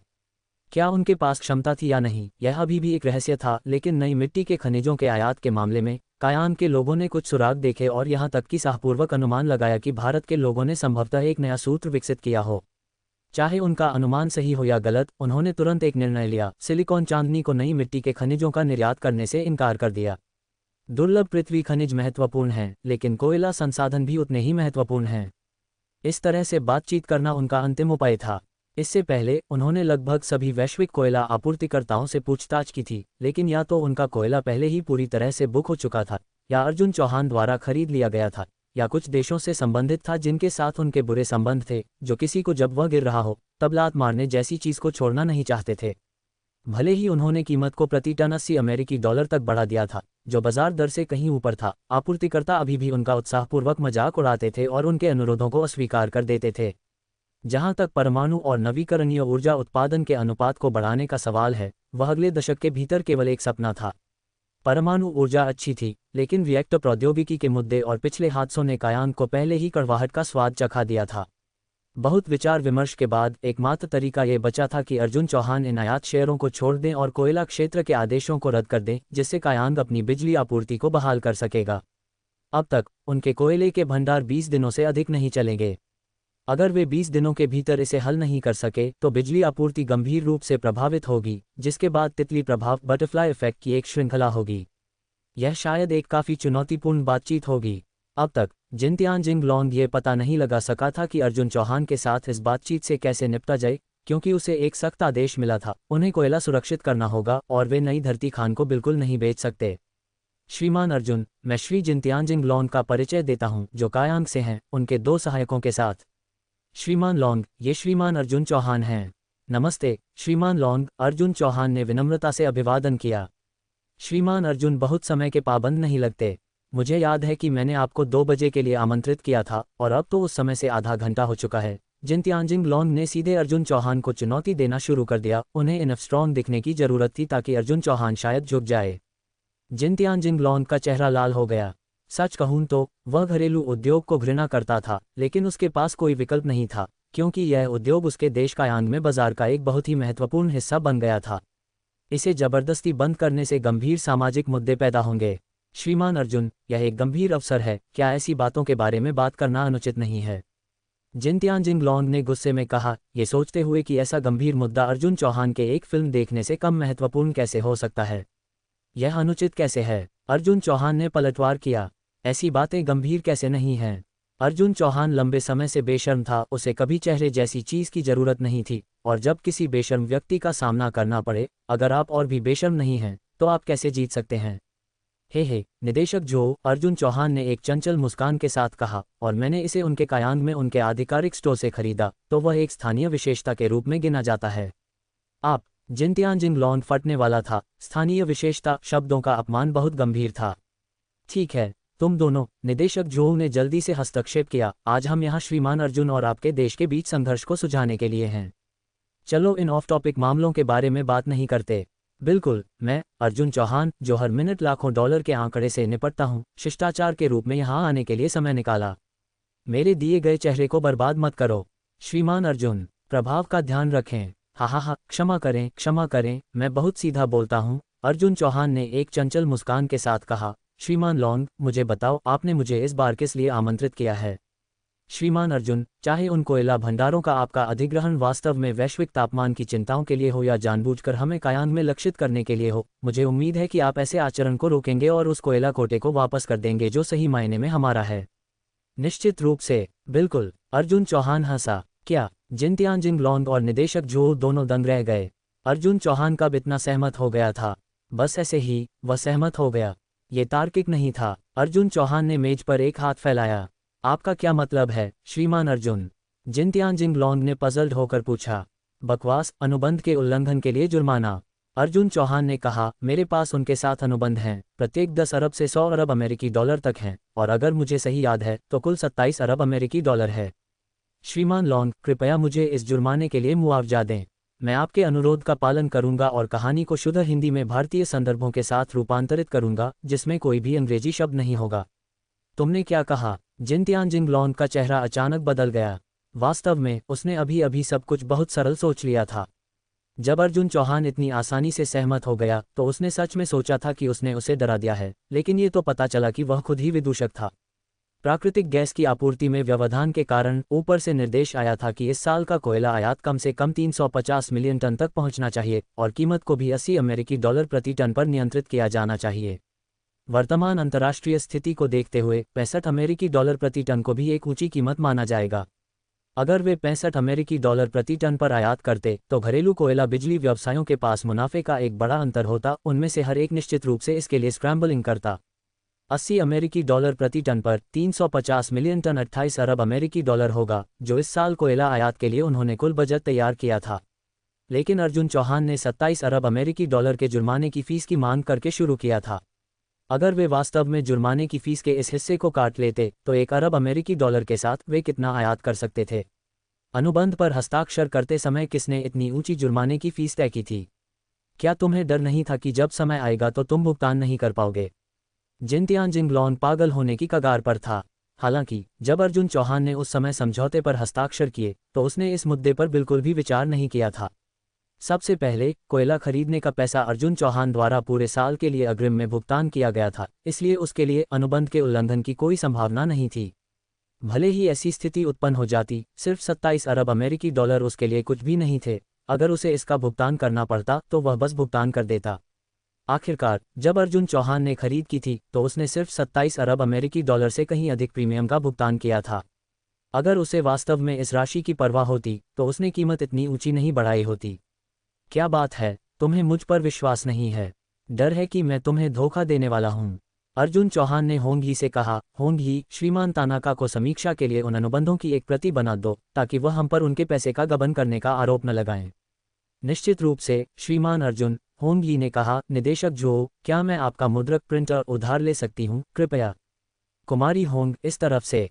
थोड़ी देर बाद होंग ही अनुबंध दस्तावेजों के एक ढेर के साथ बैठक कक्ष में प्रवेश किया। कृपया देखें, श्रीमान तानाका, अर्जुन चौहान ने दस्तावेजों के ढेर को जिनतियानजिंग लॉन के सामने रखा। बोवेन कोयला क्षेत्र, जुर्माने की फीस 10 अरब अमेरिकी डॉलर है। सिडनी कोयला क्षेत्र, जुर्माने की फीस 4 अरब अमेरिकी डॉलर है। सुमात्रा कोयला क्षेत्र, जुर्माने की फीस 5 अरब अमेरिकी डॉलर है। ... इन चौंकाने वाली ऊंची संख्याओं को देखकर जिनतियानजिंग लॉन के हाथ बेकाबू होकर कांपने लगे। केवल ये जुर्माने की फीस ही नहीं, बल्कि अनुबंधों में निर्धारित आयात की मात्रा भी, यहाँ तक कि सबसे सस्ते कोयले की कीमत भी प्रति टन 220 अमेरिकी डॉलर थी। कभी कभी जुर्माने की फीस लगानी है या नहीं, इसे दोनों पक्षों के बीच आपसी बातचीत के माध्यम से हल किया जा सकता था। अगर वे सहयोग को समाप्त करने के लिए एक शांतिपूर्ण बातचीत समझौते पर पहुंचते, तो जुर्माने की फीस माफ करने की भी संभावना थी। लेकिन ये पूरी तरह से अलग था। कायांग देश सबसे ऊंची कीमत 80 अमेरिकी डॉलर प्रति टन की पेशकश करने को तैयार था, फिर भी अर्जुन चौहान द्वारा मांगी गई सबसे कम कीमत उनकी कीमत से दोगुनी से अधिक थी और कुछ तो एक अकल्पनीय 400 अमेरिकी डॉलर प्रति टन तक पहुंच गई थी। अगर आप दूसरों से पूछते कि क्या वे सहयोग रद्द करने और कई सौ डॉलर प्रति टन की कीमत वाले कोयले को नहीं खरीदने के लिए तैयार हैं और इसके बजाय कई दर्जन डॉलर प्रति टन के लिए अपना कोयला आपको बेच दे, तो थोड़ी सी भी समझ वाला कोई भी व्यक्ति इस सौदे के लिए सहमत नहीं होगा। अर्जुन चौहान को बेचकर वे आसानी से दसियों अरब अमेरिकी डॉलर कमा सकते थे। इसके अलावा भुगतान मौके पर ही तय हो गया था, जिसमें कोई देरी नहीं थी। कायांग देश को बेचकर चलो इस बारे में बात नहीं करते कि क्या वे अर्जुन चौहान के लेन देन से होने वाले मुनाफे जितना कमा पाएंगे, लेकिन सिर्फ बाद में उनके भुगतानों के लिए भीख मांगने और विनती करने का विचार ही ड्रेनिंग था। इस अनुबंध को रद्द करने के लिए बातचीत करें। अगर वे ऐसा सोचते हैं तो उनके दिमाग में बुलबुले होंगे। तो अनुबंध के उल्लंघन के लिए जुर्माना कम होने का कोई तरीका नहीं है। श्रीमान अर्जुन, वह जुर्माना एक समझौता है जो आपने उन कोयला क्षेत्रों के साथ किया है। हमारे लिए अनुबंध के उल्लंघन का जुर्माना वहन करना उचित नहीं है ना? जब जिनतियान जिंगलोंग ने ये शब्द कहे तो उसमें भी आत्मविश्वास की कमी लग रही थी। श्रीमान जिनतियान, तुम बेवकूफ़ हो या मैं बेवकूफ़ हूँ? अर्जुन चौहान ने बिना किसी शिष्टाचार के कहा। श्रीमान अर्जुन, कृपया अपनी भाषा पर ध्यान दें। अपने चेहरे पर बेवकूफ़ कहे जाने पर जिनतियान जिंगलोंग की अभिव्यक्ति बहुत बदसूरत हो गई। श्रीमान जिंगलोंग, हमारे दो देशों के बीच संबंधों को देखते हुए मैंने आपको कोयले के इस बैच को छोड़ने में एक महत्वपूर्ण बलिदान दिया और अब आप मेरे साथ एक मूर्ख की तरह व्यवहार करते हैं। क्या आपको लगता है कि मैं एक दान चला रहा हूं, बिना किसी कारण के 27 अरब डॉलर खो रहा हूं? अर्जुन चौहान ने जारी रखा, जब मैंने वह कोयला खरीदा तो मैंने किसी भी उल्लंघन के लिए पूरा जुर्माना चुकाया। क्या आपको लगता है कि अगर मैंने ऐसा नहीं किया होता तो आपको रद्द करने के समझौते को प्राप्त होने पर इतना आसानी से मुआवजा मिल गया होता? मेरा दिल बिना किसी कारण के दर्द करता है। जिनतियान जिंगलोंग ने मन ही मन शाप दिया। क्या तुम्हारे लिए उस कोयले को खरीदना या न खरीदना कोई फर्क पड़ता है? अगर तुम कोयला नहीं खरीदते तो क्या तुम्हारे पास स्नान के लिए गर्म पानी या खाना पकाने के लिए आग नहीं होगी? उसके राष्ट्र कायांग को बिजली उत्पादन के लिए उस कोयले की आवश्यकता है, जबकि तुम्हारे लिए ये केवल बातचीत के लिए एक बार्गेनिंग चिप है। श्रीमान अर्जुन, कोयले का वह बैच आपके लिए कोई परिणाम नहीं है, दिल दहला देने वाले बलिदान जैसी कोई चीज़ नहीं है ना? आप ये कैसे कह सकते हैं कि यह मौजूद नहीं है? अर्जुन चौहान ने एक धार्मिक स्वर में तर्क दिया, मैं एक पर्यावरणविद हूँ। वे कोयले ऊर्जा संरक्षण और उत्सर्जन में कमी के मेरे सपने को पूरा करते थे। मैंने उन्हें आपको दिया, जिसका मतलब है कि ग्रीनहाउस प्रभाव में योगदान देने के मेरे महान सपने का बलिदान देना। क्या यह एक बलिदान नहीं है? वाह, कितना भव्य सपना! इसने मुझे लगभग रुला ही दिया। होंग यी ने एक स्तब्ध अभिव्यक्ति के साथ सुना। अर्जुन चौहान की बकवास करने की क्षमता साल दर साल मजबूत होती दिख रही थी। श्रीमान अर्जुन, चूंकि हम अनुबंध के उल्लंघन के जुर्माने पर बातचीत नहीं कर रहे हैं, तो आप सीधे हमें कोयला बेच सकते हैं। ये वही बात होगी, ये काम करता है। अर्जुन चौहान ने एक मुस्कान के साथ कहा, 1000 डॉलर प्रति टन आपको कितना चाहिए? क्या 1000 अमेरिकी डॉलर प्रति टन? क्या तुम हमें लूट रहे हो? जिनतियान जिंगलोंग और उसके दो सहायक तुरंत गुस्से में खड़े हो गए। 1000 डॉलर प्रति टन बाजार मूल्य से 10 गुना से अधिक था। उनके 27 अरब डॉलर के साथ वे 30 मिलियन टन कोयला भी नहीं खरीद सकते थे। 30 मिलियन टन कोयला शायद उन्हें केवल एक महीने तक ही चलेगा, है ना? लूट रहे हो, तुम कहते हो? इतने अपमानजनक मत बनो। मैं एक व्यापारी हूँ, एक व्यापारी को कुछ लाभ कमाना पड़ता है ना? अर्जुन चौहान ने जोर से तर्क दिया, अमेरिकी लोग आईफोन्स को 10,000 में बेचते हैं जब लागत केवल 2,000 से थोड़ी अधिक होती है। वह 4 गुना का मुनाफा कमाना है ना? इन कोयला शिपमेंट की औसत कीमत लगभग 300 डॉलर प्रति टन थी और वह परिवहन और भंडारण लागत को ध्यान में रखे बिना है। इसे आपको 1000 डॉलर प्रति टन में बेचना 3 गुना कीमत भी नहीं है। तुम्हें मुझे लूटने का आरोप लगाने का क्या अधिकार है? और इसके अलावा तुम उन आईफोन्स का सच में बहुत आनंद लेते हो। उनकी लागतों में केवल सामग्री शामिल है। जब आप अनुसंधान, विकास, विज्ञापन और अन्य लागतों को जोड़ते हैं तो यह उससे कहीं अधिक होता है। वह समान कैसे हो सकता है? जिनतियान जिंगलोंग ने पलटवार किया। फिर उस समय का क्या जो मैंने उनके साथ फ़ोन पर बात करने, सौदे पर बातचीत करने में बिताया? क्या मेरा समय, ऊर्जा और सलाइवा जोड़ा गया मूल्य के रूप में नहीं गिना जाता? तुम अपने तर्क के अनुरूप शब्दों को तोड़ मरोड़ रहे हो। मेरा समय इतना पैसा मूल्यवान है, अर्जुन चौहान ने कहा। पसंद है या नहीं, 1000 डॉलर प्रति टन लेना है तो लो या जाओ। अगर तुम्हें यह नहीं चाहिए तो जाओ। तुम जबरदस्ती लेन देन नहीं कर सकते, है ना? अर्जुन चौहान, बहुत दूर मत जाओ। धमाका! अर्जुन चौहान ने मेज पर थंपिंग किया और खड़ा हो गया। कृपया याद रखो, तुम वह हो जो मुझसे पूछ रहा है, न कि इसके विपरीत। यह मत सोचो कि अपनी कायान की झंडा लहराकर मैं डर जाऊंगा। अर्जुन चौहान ने हर शब्द को स्पष्ट रूप से कहा, मेरी आंखों में तुम सिर्फ एक फाट हो। ये कहानी का भारतीय रूपांतरण है, जिसमें सभी चीनी तत्वों को भारतीय समकक्षों से बदल दिया गया है और इसे शुद्ध हिंदी में लिखा गया है। ऐसा लगता है कि आज हमें अपनी चर्चा जारी रखने की कोई आवश्यकता नहीं है। अर्जुन चौहान खड़ा हो गया। निदेशक जो, यह नहीं है कि मैं आपको सम्मान नहीं देना चाहता, लेकिन वे यहाँ बिल्कुल भी गंभीरता के साथ नहीं आए हैं। मुझे लगता है कि बेहतर होगा कि हम तब तक प्रतीक्षा करें जब तक उन्हें वास्तविकता का एहसास न हो जाए। श्रीमान अर्जुन, कृपया रुकें। निदेशक जो परेशान लग रहे थे। 1000 अमेरिकी डॉलर प्रति टन वास्तव में थोड़ा अधिक महंगा है। मुझे लगता है कि कीमत को अभी भी उचित रूप से समायोजित किया जा सकता है। ठीक है, मैं निदेशक जो को कुछ सम्मान दूंगा। अर्जुन चौहान वापस बैठ गए। मेरी कोई अन्य आकांक्षा नहीं है, मैं बस विश्व शांति की आशा करता हूँ। दुश्मनों को अपनी दुश्मनी को गहरा करने के बजाय उसे सुलझा लेना चाहिए, है ना? चूंकि ऐसा है, तो मैं आपको लागत मूल्य पर बेचने के खिलाफ नहीं हूँ।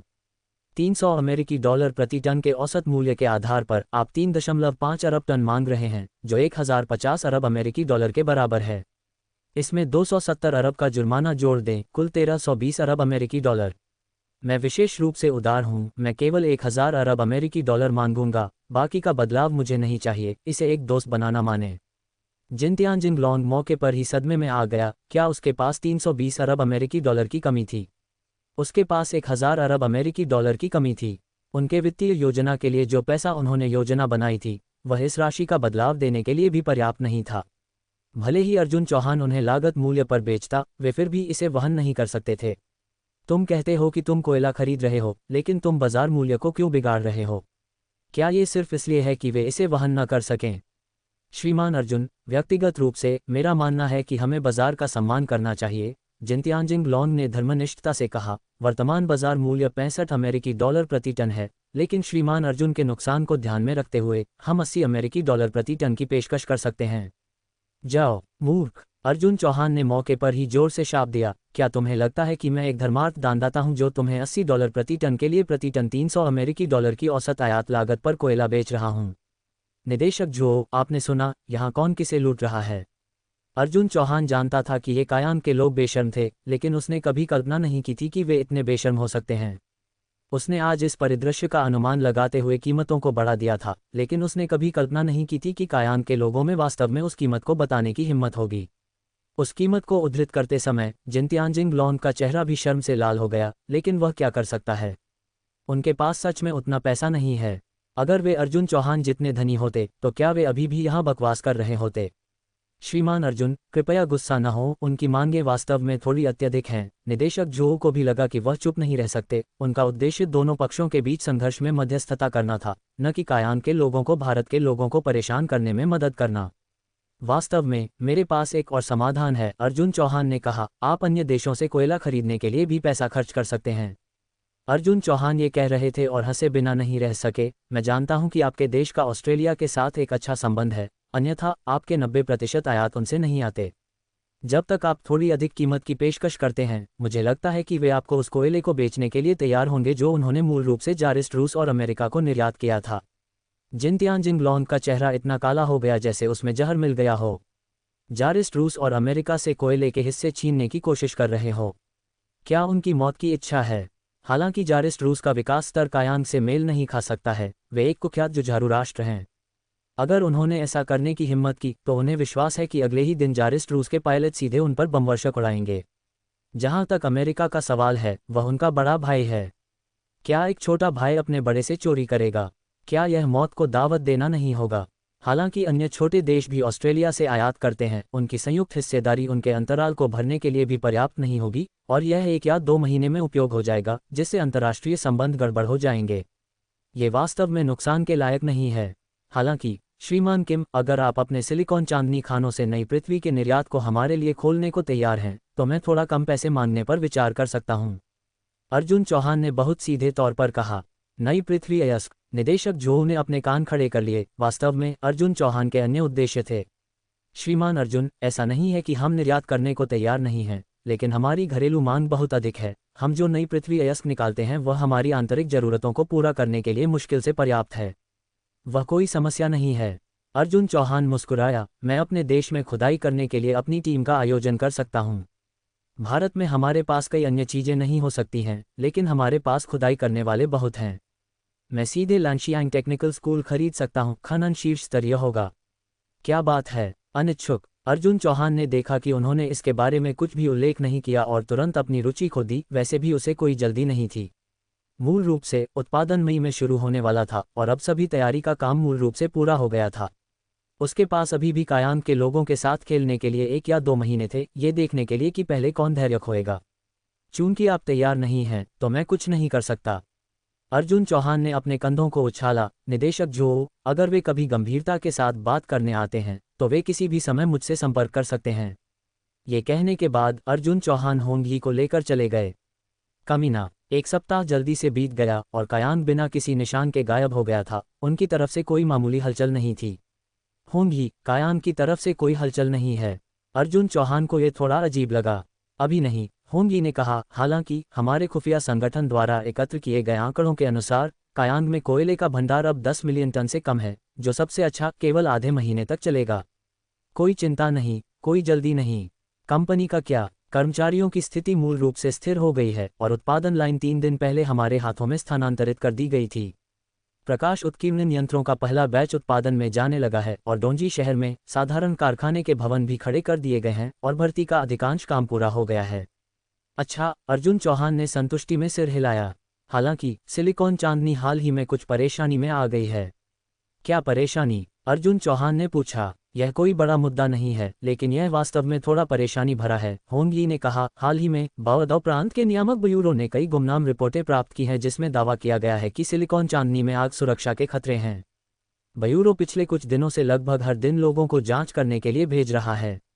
ये बार बार की जांचें कंपनी को बहुत प्रभावित नहीं करती हैं, लेकिन उनका मनोबल पर काफ़ी प्रभाव पड़ता है। ओह, ऐसा क्यों? कई कर्मचारियों को लगता है कि कंपनी में कुछ समस्या होनी चाहिए या हमने किसी को ऑफेंड किया है, जिससे व्यापक चिंता पैदा हो गई है, होंगी ने समझाया। अगर मैं गलत नहीं हूं तो ये कायांग के लोग ही परेशानी पैदा कर रहे होंगे, अर्जुन चौहान ने हंसी के साथ कहा। श्रीमान अर्जुन ने सही अनुमान लगाया, ये वास्तव में कायांग के लोग हैं। होंगी ने पुष्टि की। हमारे भारत में कायांग के कई वंशज हैं, जिनमें से कई वर्ल्ड वॉर 2 के दौरान तैयार किए गए मोहरे थे, लेकिन युद्ध के बाद वे भारत में रहे। कुछ हमारे लोगों द्वारा पूरी तरह से आत्मसात हो गए, पूरी तरह से हमारे समाज में एकीकृत हो गए। फिर भी कुछ अपनी मूल विचारधाराओं पर कायम रहे। तुम कह रही हो कि सिलिकॉन चांदनी के अंदर ऐसे लोग हैं? हाँ, और सिर्फ कुछ ही नहीं, होंगी ने कहा। वे गुमनाम रिपोर्टें इन लोगों द्वारा की गई थीं। लेकिन ये भी सच है कि सिलिकॉन चांदनी में ये मुद्दे हैं, क्योंकि इसकी वृद्धि बहुत तेज थी और कंपनी के भवनों का उन्नयन उत्पादन के विस्तार के साथ तालमेल नहीं रख सका, इसलिए कुछ आग के खतरे अपरिहार्य हैं। आमतौर पर इन मामूली मुद्दों को अनदेखा किया जा सकता है, लेकिन अगर कोई फंस करने पर जोर देता है तो यह अपरिहार्य है। इसके अलावा मुझे संदेह है कि बाजार पर्यवेक्षण ब्यूरो में कायांग के जासूस हो सकते हैं। हे भगवान, वह व्यावहारिक रूप से जासूसी है। हा, तुम ऐसा कह सकते हो, होंगी ने कहा। बस आज सुबह उन्होंने हमें सूचित किया कि अगर सिलिकॉन चांदनी इन मुद्दों को हल नहीं करती है तो कुछ सुविधाओं को परिचालन बंद करना होगा। तब तक भले ही हमारे सभी कच्चे माल तैयार हों, हम उत्पादन शुरू नहीं कर पाएंगे। मैं सोच रहा था कि वे हाल ही में इतने शांत क्यों रहे हैं और यहाँ वे ये छोटी छोटी चालें चल रहे हैं, अर्जुन चौहान ने एग्जास्परेटेडली कहा। कोई बात नहीं, उन्हें अपने खेल खेलने दो। मेरे पास बहुत समय और पैसा है।